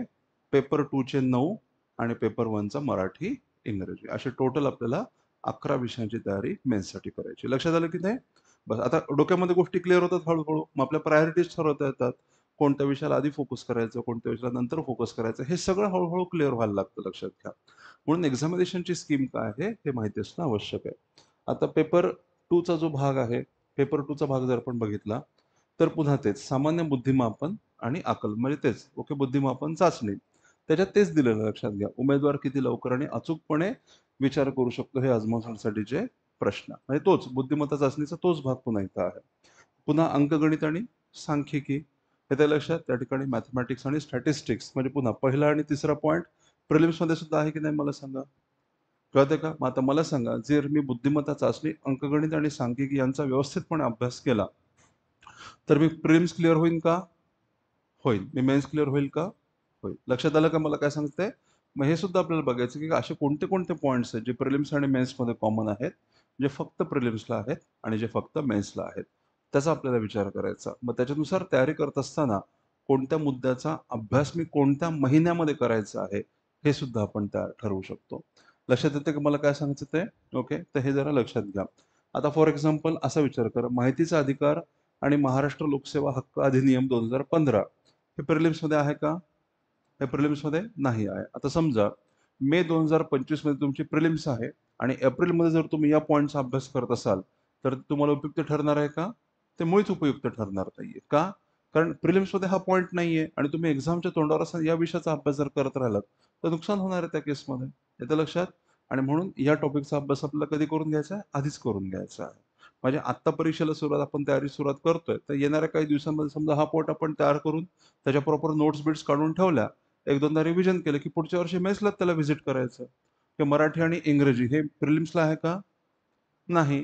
ठीक आहे, मग मराठी इंग्रजी तुम्ही प्रिलिम्सच्या तोंडावर करणार का? नाही. मग त्यासाठी तुम्हाला मराठी, इंग्रजी यांच्यासारखे काही पॉईंट्स ते तुम्हाला आधी बनवून घ्यावे लागतील. त्याच्या प्रॉपर नोट्स वगैरे तयार करावे लागतील आणि मग जेव्हा तुम्ही प्रिलिम्सकडे वळाल तेव्हा कॉमन एरियाजवर तुम्ही काम करणार. प्रिलिम्स झाली की पुन्हा या टॉपिक्सवर तुम्ही मेन्ससाठी अभ्यास करताना फोकस करणार. ही आपली स्ट्रॅटेजी अभ्यासाची. लक्षात आलं का? येस. तर बघा, चालू घडामोडी, जागतिक, महाराष्ट्र आणि भारत. मग आता मला सांगा, हा पॉईंट तिथं सुद्धा होतं की नाही? पहिलाच पॉईंट आहे त्या ठिकाणचा, चालू घडामोडी. प्रिलिम्सच्या सिलेबसमध्ये सुद्धा चालू घडामोडी हा मुद्दा दिलेला आहे. आहे का इथं? जागतिक आणि भारतातील. इथं त्यांनी काय विचारलं? जागतिक, भारतातील आणि महाराष्ट्रासह. ठीक आहे, म्हणजे या ठिकाणी महाराष्ट्रामधल्या चालू घडामोडी ते विचारणार आहेत असं एमपीसी या ठिकाणी सांगितलेलं. त्यानंतर हा झाला पहिला, दुसरा, तिसरा आणि चौथा. याच्यातला पहिला, दुसरा, तिसरा हे पॉईंट्स प्रिलिम्सच्या सिलेबसमध्ये सुद्धा कॉमन आहेत. ठीक आहे, पुढे बघा आता. ओके, त्यानंतर भारतीय संघ राज्य व्यवस्था, भारतीय संघ राज्य व्यवस्था, भारतीय राज्यघटना, स्थानिक स्वराज्य संस्था, त्यानंतर कार्यकारी मंडळ, न्यायमंडळ आणि विधिमंडळ. ठीक आहे, तर या ठिकाणी आपण जर बघितलं तर मागे नागरिक शास्त्र असा पॉईंट दिला होता, इथे त्याला आपण पॉलिटी असं त्यांनी नाव दिलेलं आहे. लक्षात घ्या. तर तोच आहे, फक्त त्या ठिकाणी त्यांनी सविस्तर सांगितलेलं आहे. आता बघा, याच्यामध्ये काय सांगितलं? घटना कशी तयार झाली, म्हणजे घटनेची निर्मिती कशी झालेली आहे, तर ती प्रक्रिया त्यामध्ये आपल्याला अभ्यासायची आहे. नेमकी प्रक्रिया कशी सुरू झाली, कोणी घटना समिती, घटना समिती हा शब्द तर ऐकला असेल ना तुम्ही? ठीक आहे, आपल्या अजून अभ्यासाला सुरुवात नाही झाली, मान्य, पण काही बेसिक बेसिक गोष्टी आपल्या वाचण्यामध्ये असतात. तर घटना समिती, आपण आता निवडणुकांच्या माध्यमातून तुम्ही या निवडणुकाच्या घटना घटना घटना, संविधान संविधान हे शब्द खूपदा ऐकले असतील की नाही? मध्ये प्रचारामध्ये तो मुद्दा सुद्धा होता लक्षात घ्या, की आपलं संविधान बदललं जाणार आहे. आम्ही बदलणार नाही संविधान, बदलू देणार नाही. अशा कितीतरी तुम्ही तो प्रचाराचा भाग म्हणून ऐकला असेल. त्याला खूप चर्चा झाली होती न्यूजपेपर्समध्ये असेल किंवा आपल्या न्यूज आयटम्समध्ये असेल. आपण टीव्हीवर ज्या न्यूज बघतो त्याच्यामध्ये. तर ती जी घटना होते, ती घटना म्हणजे संविधान ते नेमकं तयार कसं झालं? ती प्रक्रिया कशी घडून आली होती? त्याची ती घटना समिती म्हणजे काय असतं? त्याचे सदस्य कोण होते? त्यांची निवड कशी झाली? आणि मग घटना तयार करत असताना त्यांनी कोणत्या-कोणत्या चर्चा केल्या होत्या? कुणाचं काय म्हणणं होतं? या सगळ्या गोष्टी आपल्या त्याच्यामध्ये असतात. सो घटना निर्मितीची प्रक्रिया काय होती? त्यानंतर मग घटनेच्या प्रस्तावनेमागची भूमिका आणि तत्त्व. घटनेमध्ये प्रिॲम्बल नावाचा एक मुद्दा आहे. त्याला प्रिॲम्बल म्हणजेच प्रस्तावना असं म्हणतो. मग ती प्रस्तावना नेमकी काय आहे? त्याची भूमिका, तत्त्व, आपल्या घटनेमधली महत्त्वाची कलमं. कलमं म्हणजे आर्टिकल्स. ठीक आहे. म्हणजे घटनेने आपल्याला काय सांगितलं? वेगळ्या प्रकारचे अधिकार दिलेले आहेत. वेगळ्या प्रकारची कर्तव्य सांगितलेली आहेत. शासन कशाप्रकारे चाललं पाहिजे? लोकांच्या भूमिका काय असल्या पाहिजेत? याच्याबद्दलचं मार्गदर्शन एकेका कलमामध्ये दिलेलं आहे. कलम म्हणजे आर्टिकल. तर ती सगळी महत्त्वाची कलमं आपल्याला माहिती पाहिजे. त्याच्यामध्ये कधी कोणता आपल्याला घटना बदलता येत असते का? घटना बदलता येत असते का? घटनेमध्ये बदल करता येतात. घटनेमध्ये बदल करता येतात आणि आपली जी संसद असते, त्या संस्थेला घटनेमध्ये बदल करण्याचा अधिकार असतो. फक्त घटनेचं जे मूलभूत स्वरूप असतं, ते कधी बदललं जाऊ नये अशी अपेक्षा असते. पण लक्षात घ्या 1947 मध्ये आपला समाज जसा होता, त्यावेळेसपेक्षा आजचा 2024 मधला समाज वेगळा आहे की नाही? म्हणजे वेगवेगळ्या कालखंडामधल्या समाजाच्या गरजा या वेगळ्या आहेत. त्याचं स्वरूप वेगवेगळं आहे आणि म्हणून आणि घटनेने काय होतं, आपल्यावरची आपली जी व्यवस्था आहे ती कशी चालवायची हे मार्गदर्शन घटनेमध्ये केलं जातं. पण जर आपण बदललो तर आपल्या घटनेमध्ये सुद्धा नॉमिनल का होईना बदल असायला पाहिजेत की नाही? कालानुरूप बदल करण्याची तरतूद घटनेमध्ये आहे आणि म्हणून घटनेची कलमं बदलावी लागतात. घटनेची कलमं बदलली जातात. मग कोणतं कलम मूळ काय होतं, त्याच्यामध्ये बदल कसा झाला, का झाला, कधी झाला आणि नेमका काय बदल झाला? अशा प्रकारचे प्रश्न एक्झाममध्ये विचारले जातात. केंद्र आणि राज्यांच्या मधले संबंध, निधर्मी राज्याची संकल्पना त्याला सेक्युलर स्टेट. आता मी याच्याबद्दल खूप जास्त बोलत नाही, कारण ते पॉलिटीचे सर तुम्हाला एक्सप्लेन करतील. नाहीतर मी याच्याबद्दल सांगत गेलो आणि पॉलिटीचे सर आले, तर तुम्ही काय म्हणाल, "सर हे झालं आमचं, आजपासून टॉपिकला सुरुवात करा." सर मला फोन लावतील, म्हणतील, "माझ्या विषयाचं कशाला घेतलं हो तुम्ही?" असं नको व्हायला. ठीक आहे ना? त्याच्यामुळे हा एक साधारणतः आपला असा विषय आहे, मूलभूत हक्क, कर्तव्य. राज्याच्या धोरणाची मार्गदर्शक तत्व, युनिफॉर्म सिव्हिल कोड. हे ऐकलं की तुम्ही युनिफॉर्म सिव्हिल कोड? सध्या मागच्या वर्षामध्ये हे भरपूर चर्चेला होतं. मग हे सुद्धा तुमच्या सिलेबसला आहे. स्वतंत्र न्यायपालिका, राज्यपाल, मुख्यमंत्री, मंत्रिमंडळ, त्यांची कर्तव्ये, अधिकार, राज्याचं विधिमंडळ. आता आपण आपल्या महाराष्ट्राची विधानसभा सुद्धा बऱ्यापैकी चर्चेत होती मागच्या 2 वर्षामध्ये. तो सगळा भाग, विधान परिषद, त्यांचे सदस्य, अधिकार, वेगवेगळ्या प्रकारच्या विधी समित्या वगैरे, वगैरे. त्याच्यानंतर इतिहासाचा भाग झाला. सामाजिक आणि आर्थिक जागृती 1885 पासून ते 1947 पर्यंतचा कार्यकाळ आपल्याला याच्यामध्ये अभ्यासायचा आहे. महत्त्वाची व्यक्ती, समाजसुधारक, वर्तमानपत्र, शिक्षण आणि वेगवेगळ्या प्रकारच्या चळवळी असा इतिहासाचा सिलेबस आहे. आपण आता याच्यावरच येणार आहोत. पण आता मी थोडक्यात बोललो. त्यानंतर मग भूगोल. भूगोलामध्ये महाराष्ट्राचा आणि भारताचा प्राकृतिक भूगोल आहे. त्यानंतर हवामानशास्त्र, पर्जन्यमान, त्यामुळे विभागावर होणारे बदल, वेगळ्या प्रकारचे पर्वत, पठार, भूरूपे, भौगोलिकदृष्ट्या राजकीय आणि प्रशासकीय विभाग, नैसर्गिक साधन संपत्ती, लोकसंख्येशी निगडीत मुद्दे, हे सगळे पॉइंट्स आपल्याला भूगोलामध्ये आहेत. त्यानंतर पर्यावरण. आता मला सांगा पर्यावरणाचा जो भाग आहे तो प्रिलिम्सला आहे का? नाही. पण तो मेन्सला ॲड व्हायला लागलेला आहे. कळतंय का? तर हे आपल्याला बघायचंय. आता एक लक्षात घ्या, जर इथं आपल्याला सिलेबसमध्ये हिस्ट्रीच्या सिलेबसमध्ये काय दिलेलं आहे? हिस्ट्रीचा सिलेबस जर आपण प्रिलिम्सचा जर विचार केला, तर फक्त काय दिलेलं आहे? आधुनिक भारताचा विशेषतः महाराष्ट्राचा इतिहास. आता मला कसं कळेल, की इतिहासाचा मी अभ्यास कसा करायचा? ठीक आहे. तर मग मी कोणत्या सिलेबसमध्ये बघायचं? तर मी मेन्सच्या सिलेबसकडे बघायचं आणि त्याच्यामध्ये मला लक्षात येईल, की एम-पी-एस-सीला हे एक्स्पेक्टेड आहे. कारण त्यांचा प्रिलिम्स आणि मेन्सचा सिलेबस हा सारखा आहे. तसंच पॉलिटीचा आहे, तसंच इकॉनॉमीचा आहे, तसंच जिओग्राफीचा आहे. कळतंय का? मग जर आपण जिओग्राफीचा मेन्सचा अभ्यास केला, ऑटोमॅटिकली प्रिलिम्सचा व्हायला लागलेला आहे. मी हिस्ट्रीचा मेन्सचा अभ्यास केला, ऑटोमॅटिकली प्रिलिम्सचा व्हायला लागला. त्याच्यामुळे तुमच्यापैकी बऱ्याच लोकांच्या मनात हे प्रश्न असतात, "सर, आपण प्रिलिम्सचं हिस्ट्री कधी घेणार आणि मेन्सचं हिस्ट्री कधी घेणार?" म्हणजे असं असतं का, की काय म्हणू आपण त्याला, की 9 जानेवारी 1915 रोजी गांधीजी भारतामध्ये आले. प्रिलिम्ससाठी वेगळे आले आणि मेन्ससाठी वेगळे आले. असं असतं का? नाही. दोन्हीसाठी एकच फॅक्ट आहे आणि आपली एक्झाम ही एम-सी-क्यूज परीक्षा आहे. कळतंय का? त्याच्यामुळे यांचा अभ्यास हा कॉमनच आहे. तसं हिस्ट्री, जिओग्राफी, पॉलिटी, इकॉनॉमी हे विषय आहेत. ते प्रिलिम्स आणि मेन्सला कॉमन आहेत. ठीक आहे? पण एन्व्हायरमेंट असेल किंवा कायदा असतील, ओके, ते विषय मात्र जरा वेगळे पडतात. त्याच्यावर आपल्याला स्पेशल फोकस करावा लागतो. तसंच पर्यावरण, पर्यावरणामध्ये पर्यावरणपूरक विकास, त्यानंतर मग पर्यावरणीय आपत्ती, डिझास्टर मॅनेजमेंट हे सारखे पॉइंट्स आहेत. सामान्य विज्ञान आणि तंत्रज्ञान. आता त्या जर आपण प्रिलिम्सचा अभ्यास केला, तर सामान्य विज्ञान प्रिलिम्सला आहे आणि मेन्समध्ये एक पॉइंट ॲड व्हायला लागला, तो म्हणजे तंत्रज्ञान, जो प्रिलिम्सला नाही आहे. कळतं का मला काय सांगितलंय? प्रिलिम्सला सामान्य विज्ञान तुम्हाला आहे. ओके, बॉटनी, झूलॉजी, ओके, हे सगळं प्रिलिम्सला आहे. पण मेन्समध्ये बॉटनी, झूलॉजी तर आहेच आहे, म्हणजे विज्ञानचा भाग आहेच. पण त्याचबरोबर एक पॉइंट ॲडिशनल आहे, तो म्हणजे तंत्रज्ञान. ठीक आहे? मग आता तुम्हाला मेन्ससाठी ॲडिशनली काय करायला लागणार आहे? टेक्नॉलॉजीचा अभ्यास तुम्हाला मेन्ससाठी करायला लागेल. सायन्स दोन्हीमध्ये कॉमन आहे या केसमध्ये. ठीक आहे? मग भौतिकशास्त्र, रसायनशास्त्र, प्राणीशास्त्र, वनस्पतीशास्त्र. तिथे तुम्हाला आरोग्यशास्त्र दिलेलं आहे. मेन्समध्ये आरोग्यशास्त्र नाही. ओके, तर हे समजून घेतलं पाहिजे आपण. म्हणजे कोणत्या परीक्षेसाठी फोकस करत असताना, कोणत्या टप्प्यासाठी फोकस करताना काय केलं पाहिजे? मेन्सचा अभ्यास करताय आणि तुम्ही आरोग्यशास्त्रावर 2 दिवस दिले, तर परवडणार आहे का तुम्हाला? नाही परवडणार. कारण तो मेन्सच्या सिलेबसचा भाग नाही आहे. ठीक आहे. दूरसंवेदन, हवाई आणि ड्रोन छायाचित्रण, भौगोलिक माहिती प्रणाली, रिमोट सेन्सिंग आपण ज्याला म्हणतो, तो भाग, GIS अँड इट्स ॲप्लिकेशन आणि information and communication technology, ICT, हा सगळा सामान्य विज्ञान तंत्रज्ञानाचा भाग आणि त्याच्यानंतर अर्थव्यवस्था, नियोजन आणि विकास विषयक अर्थशास्त्र. म्हणजे जो इकॉनॉमीचा तो पॉइंट जो आहे, तोच इथं सविस्तरपणे मेन्शन केलेला आहे. सो समग्रलक्षी अर्थशास्त्र, त्याच्यामध्ये वृद्धी, विकास, ओके, पब्लिक फायनान्सेस, सार्वजनिक वित्त, आंतरराष्ट्रीय व्यापार, भारतीय अर्थव्यवस्था, त्याच्यामध्ये आव्हानं, सुधारणा, शेती, ग्रामीण विकास, सहकार, मौद्रिक आणि वित्तीय क्षेत्र, सार्वजनिक वित्त, उद्योग, सेवा, पायाभूत सुविधा, पुन्हा आंतरराष्ट्रीय व्यापार, भारताच्या अनुषंगाने आणि महाराष्ट्राची अर्थव्यवस्था, असे पॉइंट्स दिलेले आहेत. ठीक आहे? आता इथं पुन्हा तेच बघा तुम्ही. इथे इकॉनॉमीचा सिलेबस सविस्तर दिलेला आहे का? प्रिलिम्सचा जर आपण विचार केला तर नाही दिलेला. इथं फक्त थोडक्यात दिलेलं. पण मग नेमकं काय करायचं? हे जर मेन्सला धरून केलं किंवा दोन्हीचे पॉइंट जर तुम्ही कंबाईन केले, प्रिलिम्स आणि मेन्सचे, की तुमचा अभ्यास चांगला होतो.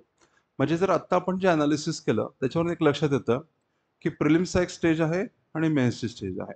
या दोन्ही स्टेजचा जर विचार केला, तर त्याच्यामध्ये दोन्ही ठिकाणी 100-100 प्रश्न आहेत. बरोबर? फक्त प्रिलिम्समध्ये एका प्रश्नाला 1 मार्क आहे आणि मेन्समध्ये एका प्रश्नाला 2 मार्क आहेत. हा त्याच्यामध्ये फरक आहे प्रिलिम्स आणि मेन्समध्ये. लक्षात आलं का? आणि मेन्समध्ये मराठी इंग्रजीचा एक पेपर ॲड होतो, त्याच्यामध्ये हा एक फरक. मेन्समध्ये तुम्हाला PSI व्हायचं असतं, शारीरिक चाचणी तुम्हाला द्यावी लागते आणि लिपिकाची परीक्षा किंवा लिपिकाचं पद हवं असेल तर टंकलेखनाची चाचणी तुम्हाला द्यावी लागते. हा अजून एक फरक झाला.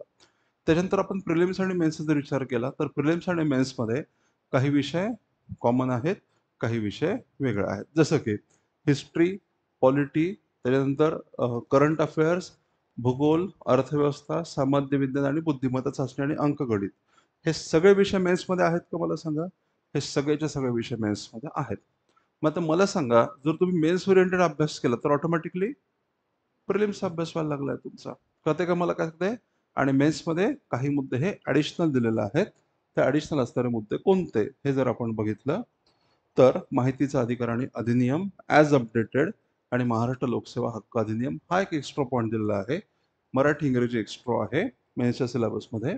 आणि त्याच्यानंतर ओके, लक्षात घ्या, हा जो टेक्नॉलॉजीचा पार्ट आहे आणि पर्यावरणाचा भाग आहे, या गोष्टी एक्स्ट्रा आहेत. टेक्नॉलॉजी, एन्व्हायरमेंट, माहितीचा अधिकार, मराठी, इंग्रजी, ओके, हे विषय मेन्सला ॲडिशनल आहेत. बाकी प्रिलिम्स आणि मेन्सचा सिलेबस इन जनरल हा ओव्हरलॅपिंग अशा प्रकारचा आहे. लक्षात आलं का? तर हे आपल्याला थोडंसं ध्यानामध्ये घ्यायचं आहे, त्याच्यानुसार तयारी करायची आहे. कळतंय का? येस. मी तुम्हाला सांगतो, आता तुम्हाला वाटतं की इतकं बेसिक डिस्कशन असतंय का? पण मी तुम्हाला एक गोष्ट सांगतो, की तुमच्याप्रमाणे तयारी करणारे खूप सारी मुलं आता तुमच्यासोबत असतील की नाही? तुम्ही त्याला विचारा, की प्रिलिम्स आणि मेन्समध्ये कॉमन काय आहे त्याला किंवा तिला? ओके, मी सांगतो, की 10 पैकी ना 6 ते 7 जणांना उत्तर देता येणार नाही. कळतंय का मला काय सांगतंय? म्हणजे प्रिलिम्समध्ये नेमकं काय आणि मेन्समध्ये नेमकं काय? आणि त्याच्यामधला कोणता भाग ओव्हरलॅपिंग आहे आणि कोणता भाग वेगळा आहे, जे मी आत्ता तुम्हाला सांगितलं. हे 10 पैकी 6 ते 7 मुला-मुलींना माहीतच नसतं. म्हणजे इतकी ब्लाइंडली तयारी केली जाते, लक्षात घ्या. आपल्याला ब्लाइंडली तयारी, आंधळेपणाने तयारी करायची नाहीये, डोळसपणे तयारी करायची आहे. आपण काय करतोय, ओके, नेमकं काय करतोय हे आपल्याला माहिती असलं पाहिजे. तरच याच्यामध्ये आपण सस्टेन करू शकतो. जर ते आपल्याला माहिती नसेल, तर 1 ची 2, 2 ची 3 आणि 3 ची 5, 6, 7 वर्ष व्हायला काहीही वेळ लागत नाही. आणि एक लक्षात घ्या, हा तुमचा पहिला दिवस आहे आणि ह्या पहिल्या दिवशी आपण इथंच ठरवायचं की 2 वर्ष बस झाली. 2 वर्षापेक्षा जास्त मला करायचं नाही. आणि ते जर आपल्याला साध्य करायचं असेल, तर आपल्याला या पद्धतीनंच काम करावं लागणार आहे. हे समजून घ्या, हे माझ्या अनुभवात मी तुम्हाला सांगतो. याच्यातलं मी तुम्हाला म्हणालो, की 10 पैकी 6-7 लोकांना हे माहिती सुद्धा नसतं. त्या की काही वर्षांपूर्वी त्या 6-7 मधला मी एक होतो, लक्षात घ्या.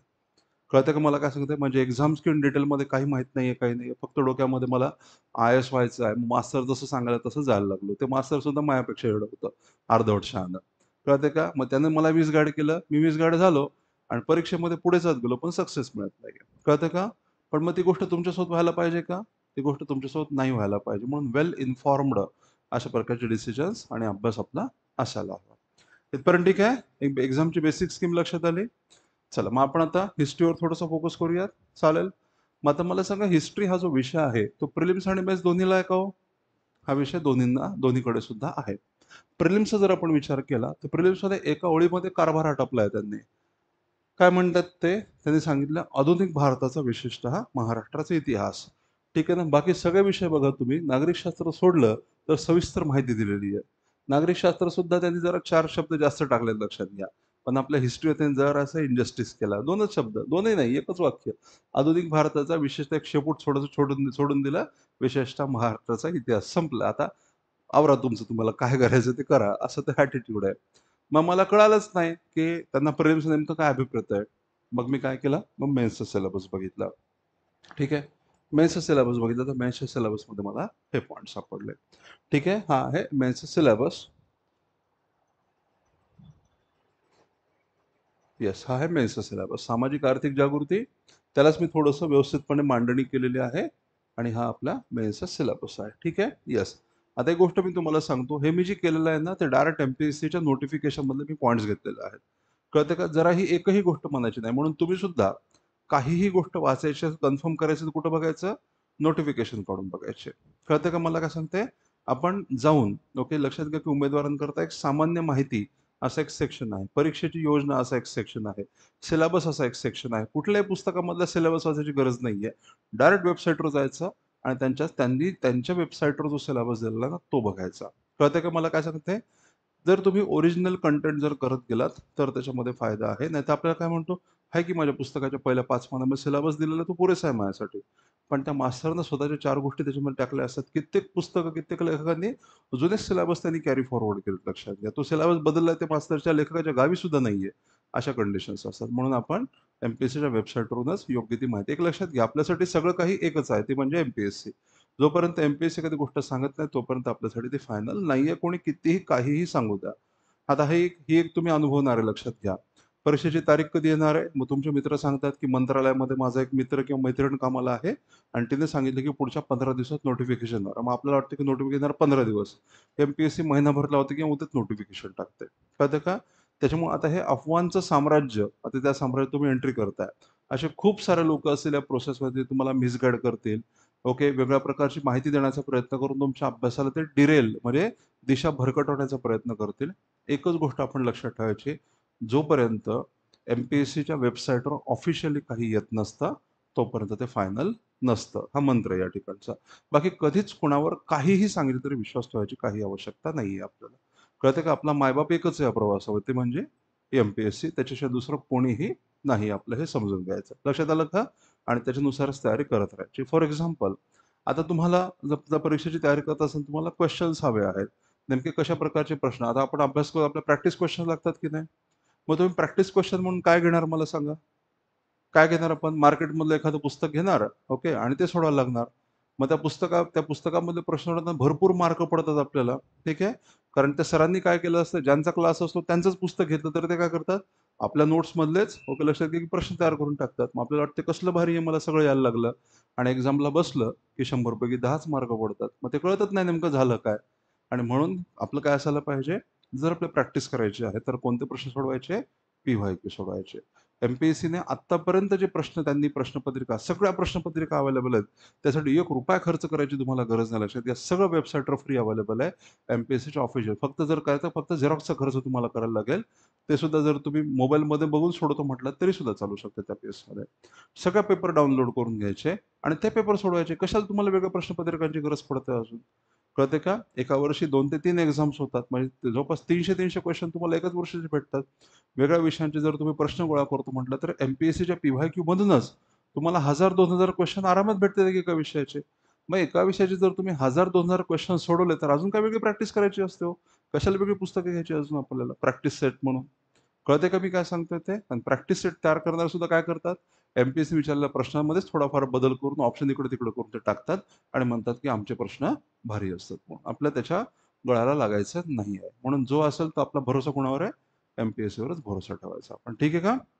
हे जरा आज म्हणजे तुम्ही थोडेसे नवीन आहात म्हणून मी तुम्हाला सांगतो. पण हळू या प्रोसेसला तुम्ही सामोरं जाताना ओके लक्षात येईल तुम्हाला आणि खूप सारे लोकं खूप वेगळ्या प्रकारची माहिती देतात आणि आपण या प्रोसेसमध्ये नवीन असल्यामुळे आपण पटकन भरोसा सुद्धा ठेवतो. पण तसं होण्याची काही आवश्यकता नाहीये. चला, तर आपण इतिहासाचा जर विचार केला तर मेन्समध्ये काय पॉइंट आहेत? सामाजिक आणि आर्थिक जागृती, त्यानंतर महत्त्वाच्या व्यक्तींचे कार्य, त्यानंतर समाज सुधारकांचे कार्य, स्वातंत्र्यपूर्व भारतातील सामाजिक जागृतीतील वर्तमानपत्रे आणि शिक्षणाची भूमिका किंवा परिणाम आणि स्वातंत्र्यपूर्व काळातील इतर समकालीन चळवळी आणि राष्ट्रीय चळवळी असा आपला इतिहासाचा सिलेबस आहे. कळतंय का मला काय सांगते? तर एक साधारणतः म्हणजे जर आपल्याला इतिहास विषयामध्ये ओके जर आपल्याला चांगले मार्क काढायचे असतील तर कोणत्या पॉईंटवर फोकस करायचा आहे? या पॉईंट्सवर आपल्याला फोकस करायचा आहे. ठीक आहे? येस, तर हे जरा बघून घ्या. सामाजिक आणि आर्थिक जागृती आता मी सगळं सविस्तर डिस्कस करेन, डोंट वरी. तर सामाजिक आणि आर्थिक जागृती, महत्त्वाच्या व्यक्तींचं कार्य, महत्त्वाचे व्यक्ती म्हणजे आपला स्वातंत्र्य संघर्ष असेल किंवा इतर प्रकारचे जे वेगवेगळ्या प्रकारच्या चळवळी झालेल्या आहेत, त्यामध्ये काम केलेल्या महत्त्वाच्या व्यक्ती आणि त्यानंतर विचारले समाजसुधारकांचे कार्य. आता मला सांगा, की जर मी म्हणालो, की न्यायमूर्ती रानडे, तर याच्यामध्ये कोणते महत्त्वाचे व्यक्ती का समाजसुधारक? समाजसुधारकाचा भाग असेल. पण तेच जर मी मंगल पांडे असं म्हणालो तर ते महत्त्वाची व्यक्ती. पण थोडक्यात ओके काही खूप सारे महत्त्वाचे व्यक्ती होते. त्यांच्यातल्या काही लोकांनी समाज सुधारणांवर भर दिला होता. म्हणून त्यांनी महत्त्वाचे व्यक्ती त्याचबरोबर समाजसुधारक म्हणजे एम-पी-एससीने या ठिकाणी काय सांगितलं? आता मला सांगा, की समाजसुधारक हा महत्त्वाचा व्यक्ती नाहीये का? डेफिनेटली आहे. मग त्यांनी समाजसुधारक असं वेगळं का दिलेलं आहे? कारण त्यांचं सांगणं काय आहे? आम्ही या पॉइंटवर विशेष करून प्रश्न विचारणार आहोत. लक्षात येतंय का? म्हणजे लक्षात घ्या, जेव्हा ते तिथं म्हणतायत समाजसुधारकांचे कार्य, याचा अर्थ महत्त्वाच्या व्यक्तींमधला आमचा फोकस कशावर असणार आहे? समाजसुधारकांवर आमचा फोकस असणार आहे. पण तुम्ही अभ्यास करताना सुद्धा समाजसुधारकांवर जास्त फोकस करा. ही हिंट एम-पी-एससीने त्या ठिकाणी दिली. ती हिंट आपल्याला फॉलो करायची लक्षात घ्या. कळतंय का? महत्त्वाच्या व्यक्ती, त्याच्यामध्ये सुद्धा समाजसुधारक. म्हणजे आपल्याला हिस्ट्रीमध्ये चांगले मार्क हवे असतील, तर एका घटकावर विशेष फोकस करायचा, तो म्हणजे समाजसुधारक. हे त्यांनी सांगितलं, आपण ते फॉलो करायचं. स्वातंत्र्यपूर्व भारतातील सामाजिक जागृती झाली होती. त्या सामाजिक जागृतीमध्ये वर्तमानपत्र आणि शिक्षणाने कोणती भूमिका बजावली? वेगवेगळ्या प्रकारचे शिक्षण आयोग आणि शिक्षणाची प्रगती कशी झाली? त्याच्यावरचे प्रश्न आणि वर्तमानपत्रे. ओके, आता जर तुम्ही मेन्सचा पेपर काढून बघितलात, तर 10 पैकी साधारणतः 3 ते 4 क्वेश्चन फक्त न्यूजपेपरवरच होते एम-पी-एससी विचारलेले. 3 एक क्वेश्चन तर फक्त न्यूजपेपरवर होते. आता लक्षात घ्या, की एवढ्या म्हणजे 1, 2, 3, 4 1, 2, 3, 4, 5, 6 6 पॉइंट्स आहेत. ओके, 10 क्वेश्चन्स आहेत. तर 10 क्वेश्चनपैकी 3 क्वेश्चन ते फक्त एकाच पॉइंटवर विचारायला लागलेत, वर्तमानपत्र. याचा अर्थ वर्तमानपत्र हा घटक महत्त्वाचा आहे. म्हणजे अभ्यासाचा अजून काय सोर्स असला पाहिजे, त्याच्याबद्दल मी आता बोलणार आहे. त्यानंतर स्वातंत्र्यपूर्व काळातील इतर समकालीन चळवळी म्हणजे काय? हे सांगतो आणि राष्ट्रीय चळवळी या देखील आपल्याला अभ्यासाच्यात म्हणजे काय तेही सांगतो. आता इथं समजून घ्या. आता सिलेबस हा दिलेला आहे, बरोबर आहे? आता हे सांगितलंय का एम-पी-एससीनं? एम-पी-एससीने हे सांगितलं होतं का हिस्ट्रीमधले अमुक-अमुक प्रश्न विचारणार? हे सांगितलं होतं का एम-पी-एससीने कुठेतरी? एम-पी-एससीने कुठेही सांगितलं नाही. हिस्ट्रीचे आम्ही किती विचारणार आहोत, जिओग्राफीचे किती विचारणार आहोत, पॉलिटीचे किती विचारणार हे कुठंच नाही सांगितलं. मग जर आपल्याला समजून घ्यायचं असेल तर काय वाचायचं आपण? क्वेश्चन पेपरचा अंदाज घ्यायचा. क्वेश्चन पेपरचं एनालिसिस करायचं. मग आपल्या लक्षात येतं की साधारणतः दरवर्षी हिस्ट्रीचे क्वेश्चन्स हे 10 विचारले जातात. प्रिलिम्सचा जो मेन्सचा जो जुना पॅटर्न होता, त्याच्यामध्ये हिस्ट्रीचे 15 क्वेश्चन्स विचारले जात होते. मागच्या वर्षीपासून हे प्रमाण कमी केलेलं आहे आणि 10 क्वेश्चन्स हे हिस्ट्रीचे आहेत. त्याच्या आधी मात्र 15 क्वेश्चन्स होते आणि आता यावर्षी सुद्धा तेवढेच विचारले जातील का? खात्री नाही. कदाचित ते 12 सुद्धा जाऊ शकतील, कधी ते 5 सुद्धा जाऊ शकतील. Depends on them. पण एक आपण ऑन एन एव्हरेज बघितलं, तर 10 क्वेश्चन आपण पकडून चालू शकतो. 10 क्वेश्चन साधारणतः हिस्ट्रीचे आहेत. मग हिस्ट्रीचा सिलेबस काय? तर हा हिस्ट्रीचा सिलेबस आहे.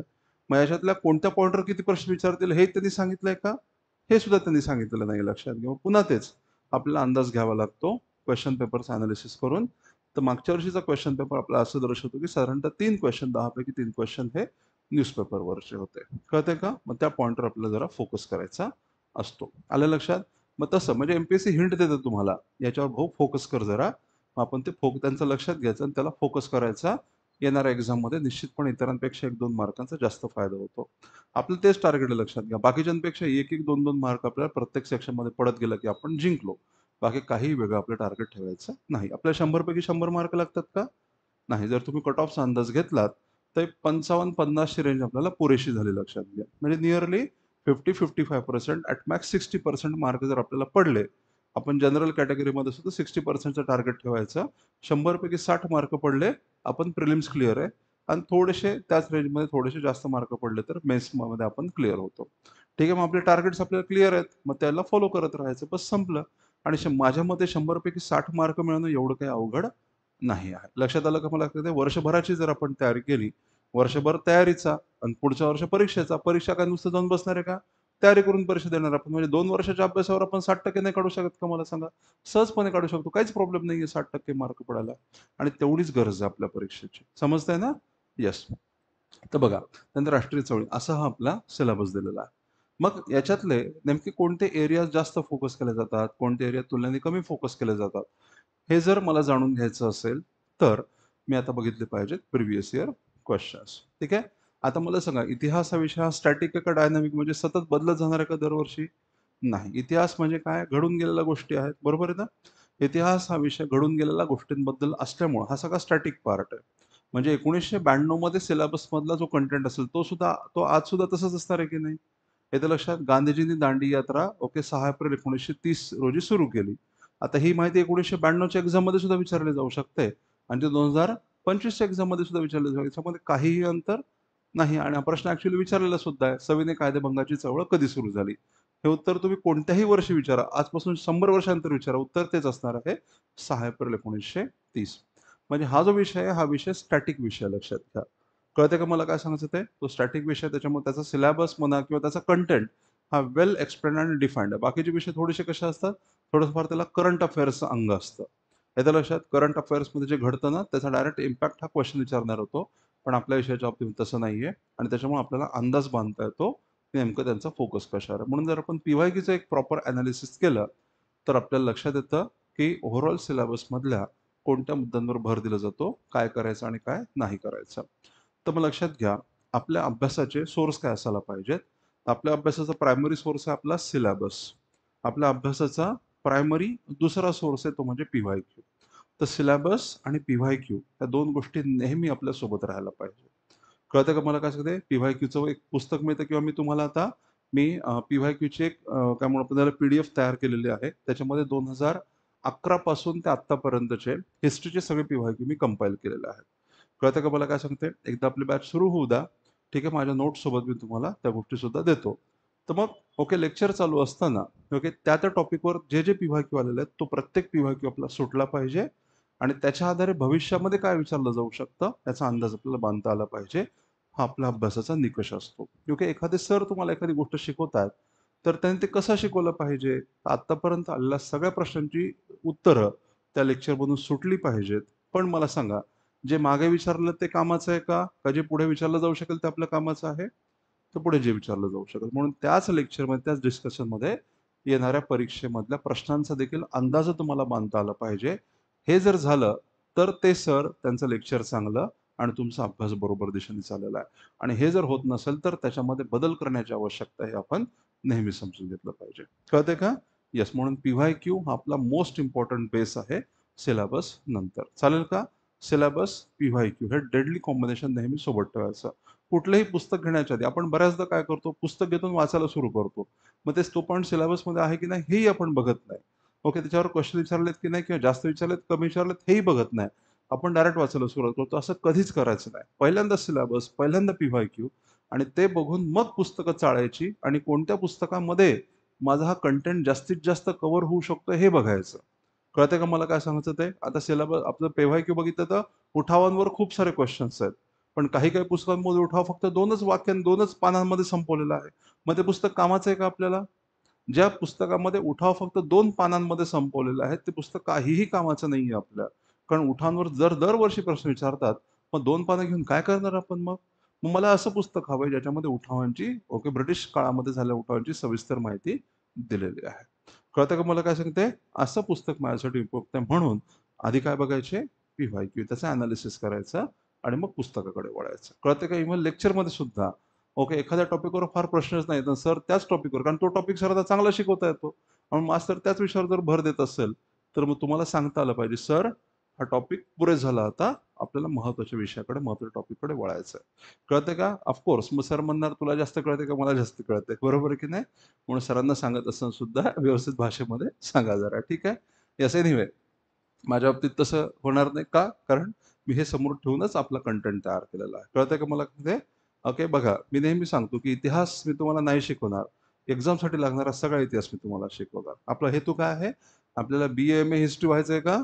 नाही. आपला हेतू एकच. हिस्ट्रीचे 10 क्वेश्चनपैकी 9 9 जमले पाहिजेत आपल्याला. 1 का? 1 का सोडला देवाला? बरोबर आहे ना? तो एक बऱ्याचदा असा असतो, की भेग असतो. एम-पी-एस-सी स्वतःच चुकते तो प्रश्न लक्षात घ्या. ठीक आहे ना? म्हणजे एम-पी-एस-सी बऱ्याचदा तुम्ही बघितलं असेल. तुम्हाला माहिती आहे का क्वेशन्स कॅन्सल होतात, माहिती आहे ना? तर बऱ्याचदा क्वेशन कॅन्सल होतात. मग आता कॅन्सल होणाऱ्या क्वेशनची गॅरंटी आपण देऊ शकतो का?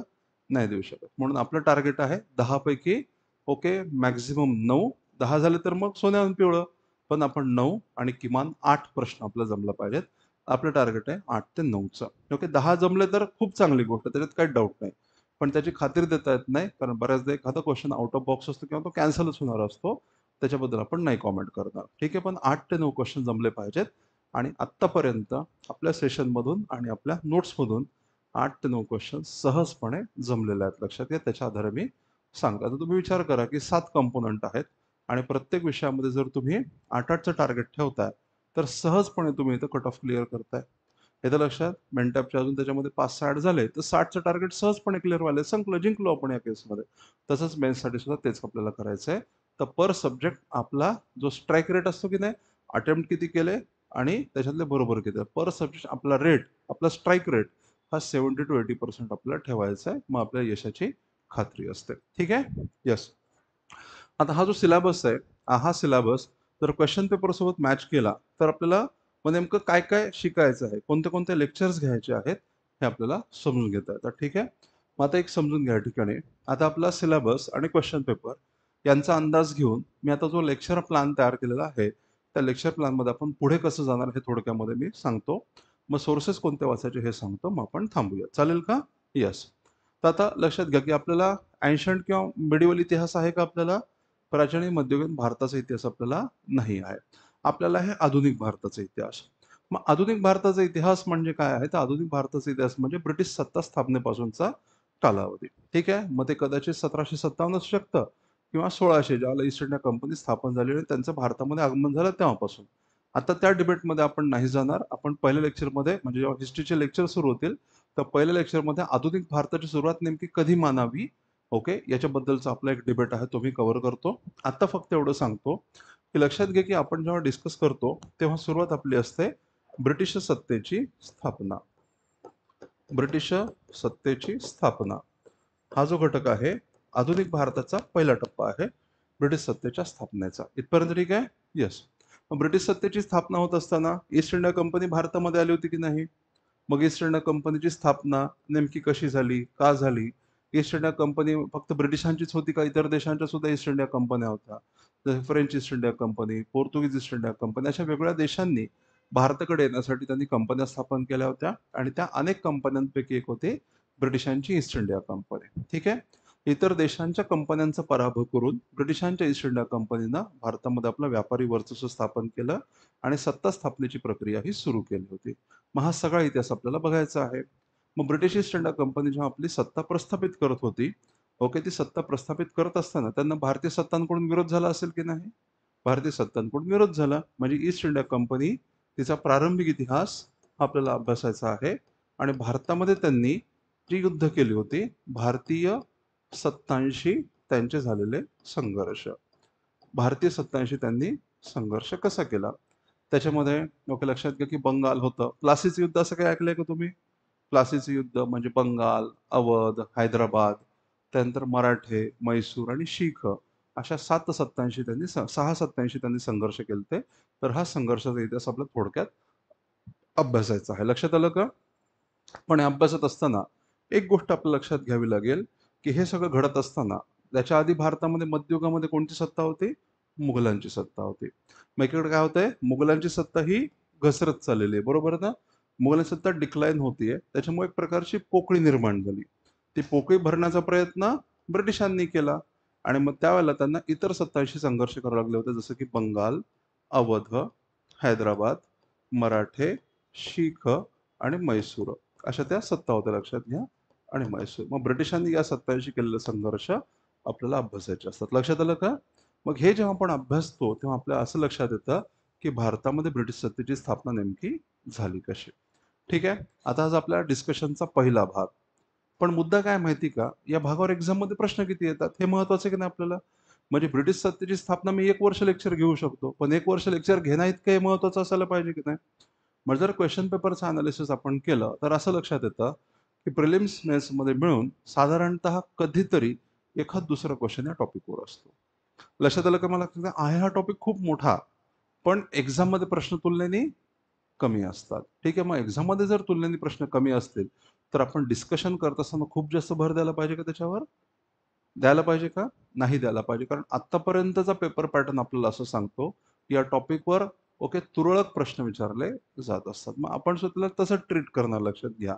अभ्यास करायचा जरूर, पण थोडक्यात धावता आढावा आपण ज्याला म्हणतो, तो धावता आढावा या पॉइंटचा घ्यायचा. लक्षात आलं का मला काय सांगतंय? तर आपल्याला हे ठरवावं लागतं. लेक्चर घेत असताना, अभ्यास करत असताना कोणत्या मुद्द्यावर फोकस करायचा आणि कोणता मुद्दा धावता घ्यायचा आपल्याला समजावं लागतं. जर तुम्ही प्रत्येक गोष्ट खूप सविस्तर करत बसतो म्हटलं तर मग मात्र 2-3 वर्ष सुद्धा पुरणारे नाही आहेत. ठीक आहे. येस, तर हे जरा समजून घ्यायचं. मग ब्रिटिश सत्तेची स्थापना झाली भारतामध्ये. मग ब्रिटिश सत्तेची स्थापना झाली. मग ब्रिटिश सत्तेची स्थापना झाल्यामुळे बदल झाले असतील की नाही भारतामध्ये? बरोबर आहे. मग भारतामध्ये वेगळ्या प्रकारचे बदल झाले लक्षात घ्या. ते बदल कोणत्या कोणत्या प्रकारचे होते? तर ते बदल झाले आर्थिक स्वरूपाचे बदल. ठीक आहे. त्यानंतर दुसरे बदल झाले होते ते सामाजिक स्वरूपाचे बदल. आर्थिक आणि सामाजिक स्वरूपाचे बदल झाले. मग त्याच्यामध्ये कोणता पॉइंट येतो? शिक्षण, वर्तमानपत्र आणि समाज सुधार. आलं का लक्षात मला काय सांगते? आणि आर्थिक ब्रिटिश काळामध्ये आपल्या सिलेबसचा जो भाग आहे. आता बघा, तुम्ही म्हणाल सर सिलेबसमध्ये हे पॉइंट दिलेच नाहीये. तुम्ही असं कसं शिकवायला लागले आम्हाला? तर याचं कारण हे आहे. ओके. आता सामाजिक आणि आर्थिक जागृती. आलं का लक्षात? त्याच्यानंतर समाज सुधारकांचे कार्य.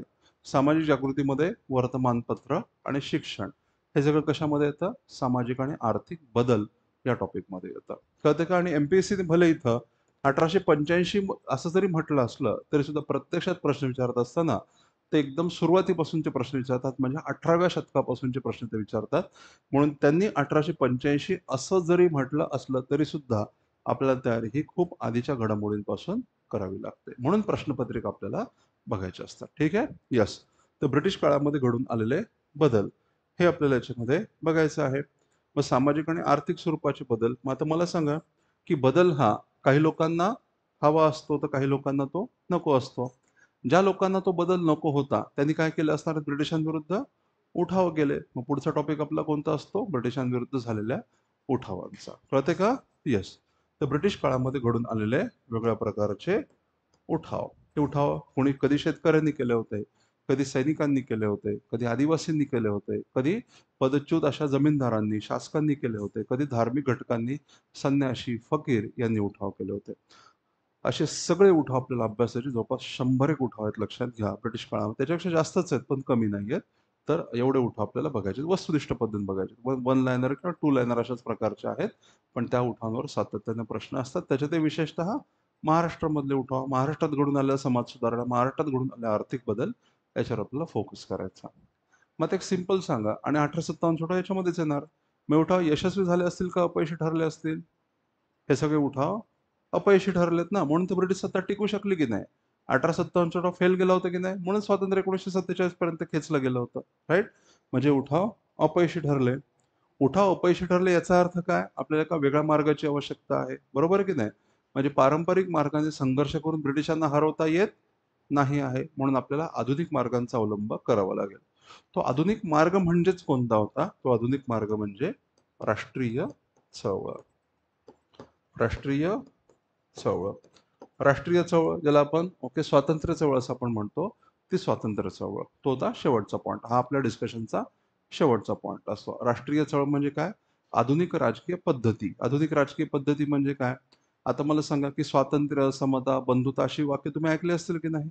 तर मग ह्या मूल्यांनी प्रेरित झालेल्या वेगळ्या प्रकारच्या आधुनिक राजकीय संघटना भारतामध्ये स्थापन झाल्या आणि त्या आधुनिक राजकीय संघटनांनी ब्रिटिशांवर दबाव टाकून, आता मी खूप सविस्तर नाही बोलत आहे, कारण आपला पहिलाच दिवस आहे. येतं लक्षात, त्याच्यामुळे खूप अशी किचकट भाषा वगैरे मी वापरणार नाही.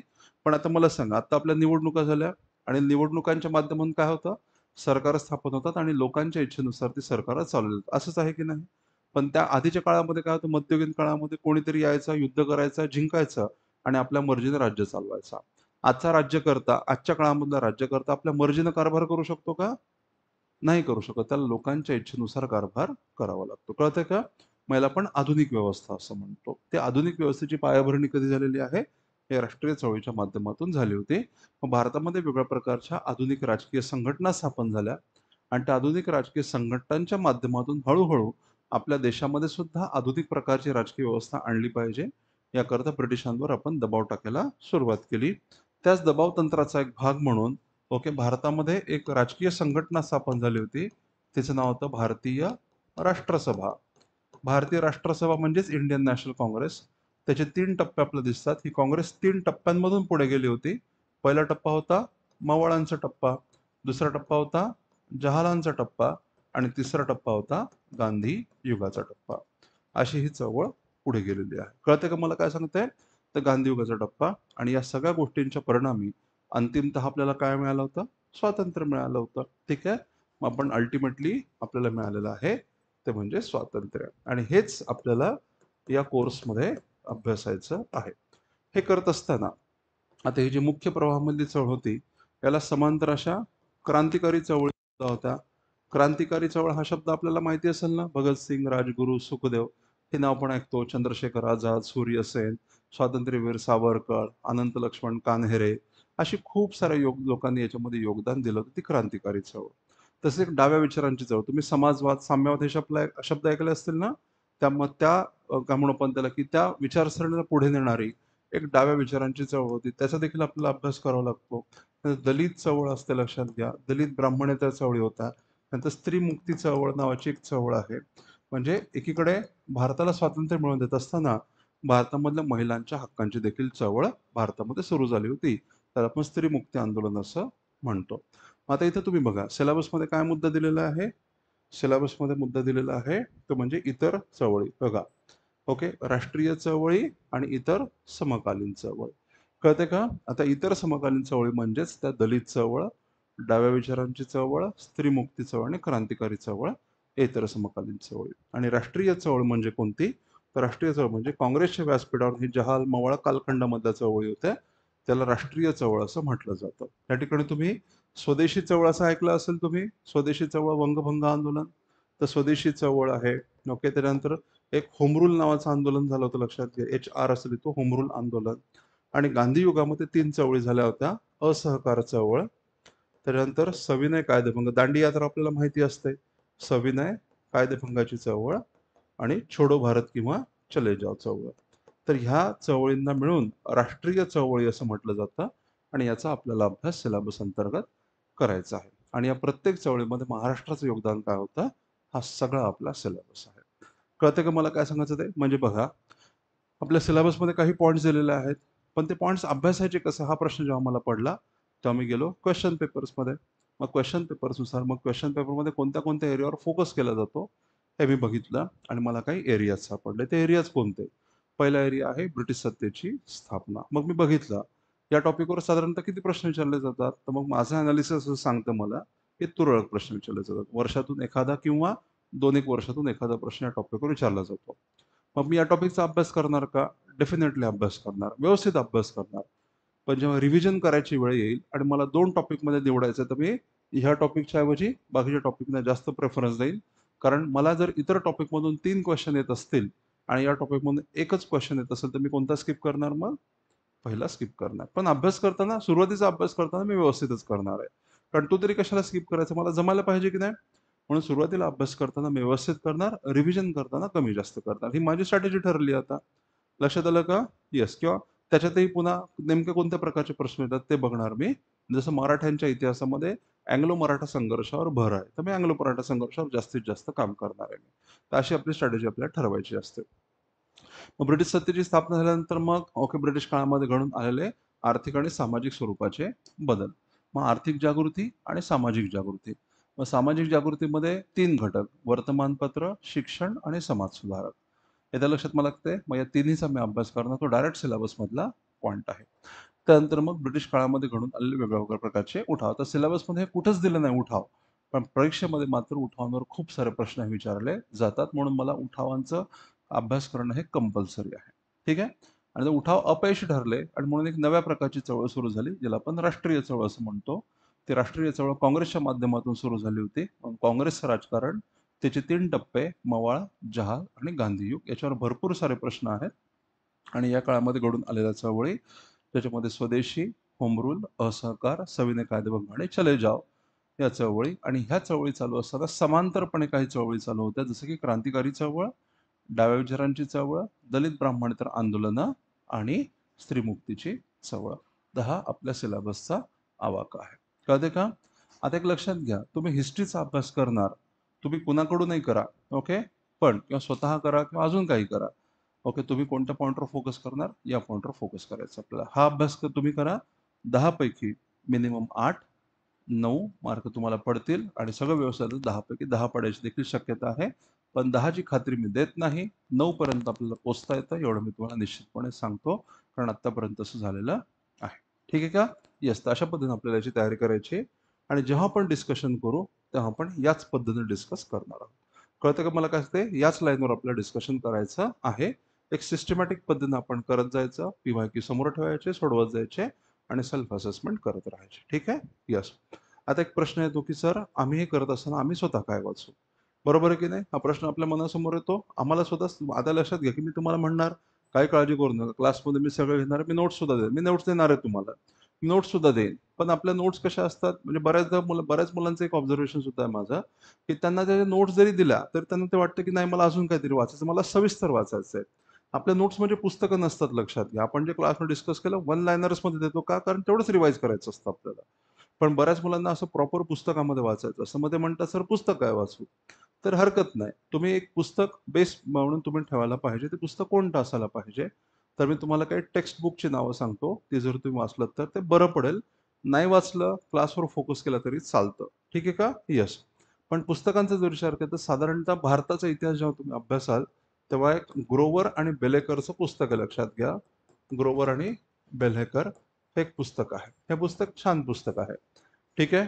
आणि या पुस्तकाचा प्रॉब्लेम थोडासा असा आहे, की हे पुस्तक मोठं आहे आणि हे एक इंग्रजी पुस्तकाचं मराठी भाषांतर केलेलं आहे. आणि त्याच्यामुळे बऱ्याचदा हे पुस्तक वाचत असताना त्या ट्रान्सलेशनच्यामुळे अडचणी जाणवतात थोड्याशा. कळतंय का मला काय सांगायचं ते? पण हे पुस्तक ॲक्चुअली चांगलं आहे आणि परीक्षेमध्ये ह्या पुस्तकातून प्रश्न विचारले जातात.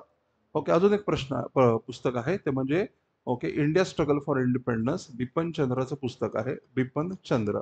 इंडियाज स्ट्रगल फॉर इंडिपेंडन्स नावाचं एक पुस्तक आहे बिपिन चंद्राचं. ठीक आहे का? तर हे पुस्तक सुद्धा खूप कामाचं आहे. एम-पी-एस-सीने या पुस्तकातून तुमच्या कंबाईनला जशी तशी वाक्य उचलून टाकलेली आहेत, जशीच्या तशी. कळतं का मला काय सांगायचं ते? ओके. पण तेच या पुस्तकाचं सुद्धा थोडंसं व्हॉल्यूम जास्त आहे. ठीक आहे. आता जर तुम्हाला थोडंसं बल्की वाचायचं असेल, म्हणजे थोडंसं मोठं वाचायचं असेल, तुमची तयारी असेल, तर ह्या 2 पुस्तकांपैकी एक तुम्ही रेफर करा. 2 पुस्तकं, दोन्ही वाचायची गरज नाही. एक रेफर करा. आणि महाराष्ट्राचा इतिहास जर तुम्हाला बघायचा असेल तर ओके, गाठाळ सरांचं एक पुस्तक आहे किंवा अनिल कठारेचं पुस्तक आहे महाराष्ट्राच्या इतिहासाकरता. त्याच्यामध्ये तुमचा समाजसुधारकाचा भाग सुद्धा कव्हर होतो या पुस्तकांमध्ये. ते गाठाळ किंवा अनिल कठारे. ठीक आहे. हे पुस्तक तुम्ही करू शकता. जर तुम्हाला नोट्स फॉर्ममधलं पुस्तक हवं असेल, तर युनिक पब्लिकेशनचं एक महाजन सरांचं पुस्तक आहे, ते तुम्ही फॉलो करू शकता. ठीक आहे का? त्याच्यामध्ये हे पॉइंट्स एकदम म्हणजे नोट्सच्या फॉर्ममध्ये, जसं आपल्या क्लासच्या नोट्स असतात, तशा पद्धतीने दिलेलं आहे आणि तेही पुस्तक वस्तुनिष्ठ प्रकारे अभ्यास करण्यासाठी चांगलं. म्हणजे टेक्स्ट बुकचा जर वापर करायचा तर ही पुस्तक वापरा आणि फक्त जर तुम्हाला नोट्सच्या स्वरूपामधलं पुस्तक हवं असेल, तर तुम्ही ते महाजन सरांचं पुस्तक तुम्ही रेफर करू शकता. ठीक आहे? पण पुस्तक कोणतंही वाचा, क्लासमधलं डिस्कशन आणि क्लासच्या नोट्स याच्यावर जास्तीत जास्त भर द्या. पुस्तकाला तुम्ही एक ॲडिशनल बेस म्हणून ठेवायचा आणि क्लासमधल्या गोष्टी कव्हर करून घ्यायच्या.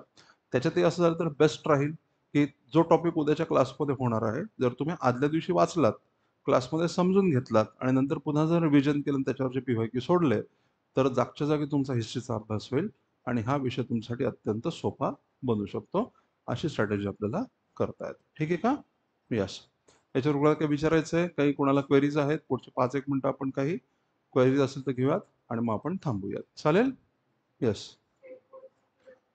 हां, स्टेट बोर्ड आणि NCERT याच्याबद्दल एक गोष्ट लक्षात ठेवा, की काय होतं बऱ्याचदा स्टेट बोर्डातून प्रश्न विचारले जातात. पण माझं असं म्हणणं असतं, की स्टेट बोर्डाची पुस्तकं तुम्ही सुरुवातीचा पाया तयार करण्यासाठी वाचा. त्याच्या व्यवस्थितपणे छोट्या-छोट्या क्रिस्पी अशा वन लाइनर्स नोट्स काढून ठेवा आणि पुन्हा स्टेट बोर्डाकडे बघायची गरज नाही. बरीच मुलं काय करतात माहिती का? मग आता तुम्ही जस्ट एकदा विचार करा, स्टेट बोर्ड म्हणजे आपण 5वी पासून सुरुवात करू, बरोबर आहे? 5वी, 6वी, 7वी, 8वी, 9वी. आपण 8वीचं पुस्तक बघूयात. 8वीच्या स्टेट बोर्डाचं पुस्तक आपण आता मोठे झालो बरोबर आहे, ग्रॅज्युएट आहोत, थर्ड इयरला गेलेलो आहोत आणि 8वीचं पुस्तक घेऊन फिरणं आपल्याला शोभतंय का मला सांगा? कळतंय का? म्हणजे माझा आक्षेप ॲक्चुअली तो आहे, की आपल्याला 8वीचं स्टेट बोर्डाचं पुस्तक, मग ते कोणत्या विषयाचं असू द्या, आपल्याला 10-10दा वाचावं लागतंय, त्याचं रिव्हिजन करावं लागतं. हे थोडंसं ना समजून घ्यायला अवघड जातं, लक्षात घ्या. म्हणून तुम्ही तुमच्या अभ्यासाची सुरुवात जी आहे ती स्टेट बोर्डापासून करायची. पाया तुम्ही स्टेट बोर्डातून तयार करायचा आणि एकदा ते पुस्तक समोर ठेवून त्याच्या व्यवस्थित नोट्स काढायच्या आणि नंतर ते पुस्तक कायमचं बंद करून टाकायचं. कळतं का? म्हणजे वाटल्यास म्हणून तुम्ही ते पुस्तक आपलं तात्पुरतं हवं असं मग कुणाचं उधार घेतलं तरी चालतं, लक्षात घ्या. कुणाकडे असेल तर एक 5-6 दिवसापुरतं वाचायला घ्यायचं, पट नोट्स काढून घ्यायच्या त्याच्यातल्या आणि परत करून टाकायचं ते पुस्तक. ओके? तर हे जर केलं तरी चालू शकतं. स्टेट बोर्ड तुम्हाला वाचायचं तो पाया पक्का करण्यासाठी. त्याच्यातूनच फक्त अभ्यास करणार असं करू नका. कारण ही गोष्ट समजून घ्या. खूप आता तुम्ही लायब्ररीमध्ये सुद्धा बघाल, की स्टेट बोर्डाचं पुस्तक 100-100दा वाचणारी मुलं-मुली असतात. त्याला काहीच अर्थ नाही, लक्षात घ्या. ठीक आहे, ते लाल, पिवळं, निळं, काळं म्हणजे सगळ्या प्रकारचे रंग त्या पुस्तकांमध्ये दिसतात. पण एक्झाममध्ये मात्र सक्सेस मिळत नाही, असं नको व्हायला. आणि म्हणून पुस्तक वाचा, नोट्स काढा आणि बंद करून टाका. तर स्टेट बोर्डाच्या बाबतीमध्ये ही स्ट्रॅटेजी आपल्याला करायची आहे. ठीक आहे? अजून? अजून कोणाला काही विचारायचं आहे? नाही. ठीक आहे? मग आपण थांबू शकतो? चालेल. आता थांबूयात आणि याच्यानंतर जेव्हा लेक्चर सुरू होतील, तेव्हा मग मी तुम्हाला मॉडर्न इंडियापासून सुरुवात करणार. ब्रिटिश सत्तेची स्थापना या टॉपिकपासून आपण सुरुवात करणार. त्याच्या आधी आधुनिक भारत म्हणजे नेमका काय? त्याची सुरुवात कधी झाली? याचं डिस्कशन आपल्याला करायचं आहे आणि त्याच्याशी निगडीत जे पुन्हा एक्झाममध्ये क्वेश्चन आले त्याची देखील आपण चर्चा करूया. चालेल? आपलं डिस्कशन हे नेहमी लक्षात घ्या, सिलेबस, PYQ याच्याच आधारे आपलं डिस्कशन आहे. तुमचा अभ्याससुद्धा तसाच असायला पाहिजे. ठीक आहे? येस. आणि PYQची एक PDF मी तुमच्यासोबत शेअर करेन. आत्तापर्यंत आलेलं 2011 पासूनचं कंपायलेशन मी केलेलं आहे. साधारणतः 300 पानांचं झालेलं आहे. त्याच्या प्रिंट काढून घ्यायच्या आणि ते नेहमी सोबत ठेवायचं. चालेल? येस, चालेल. चलो. ऑल द बेस्ट तुमच्या तयारीसाठी. ओके, भेटूयात आपण. चलो.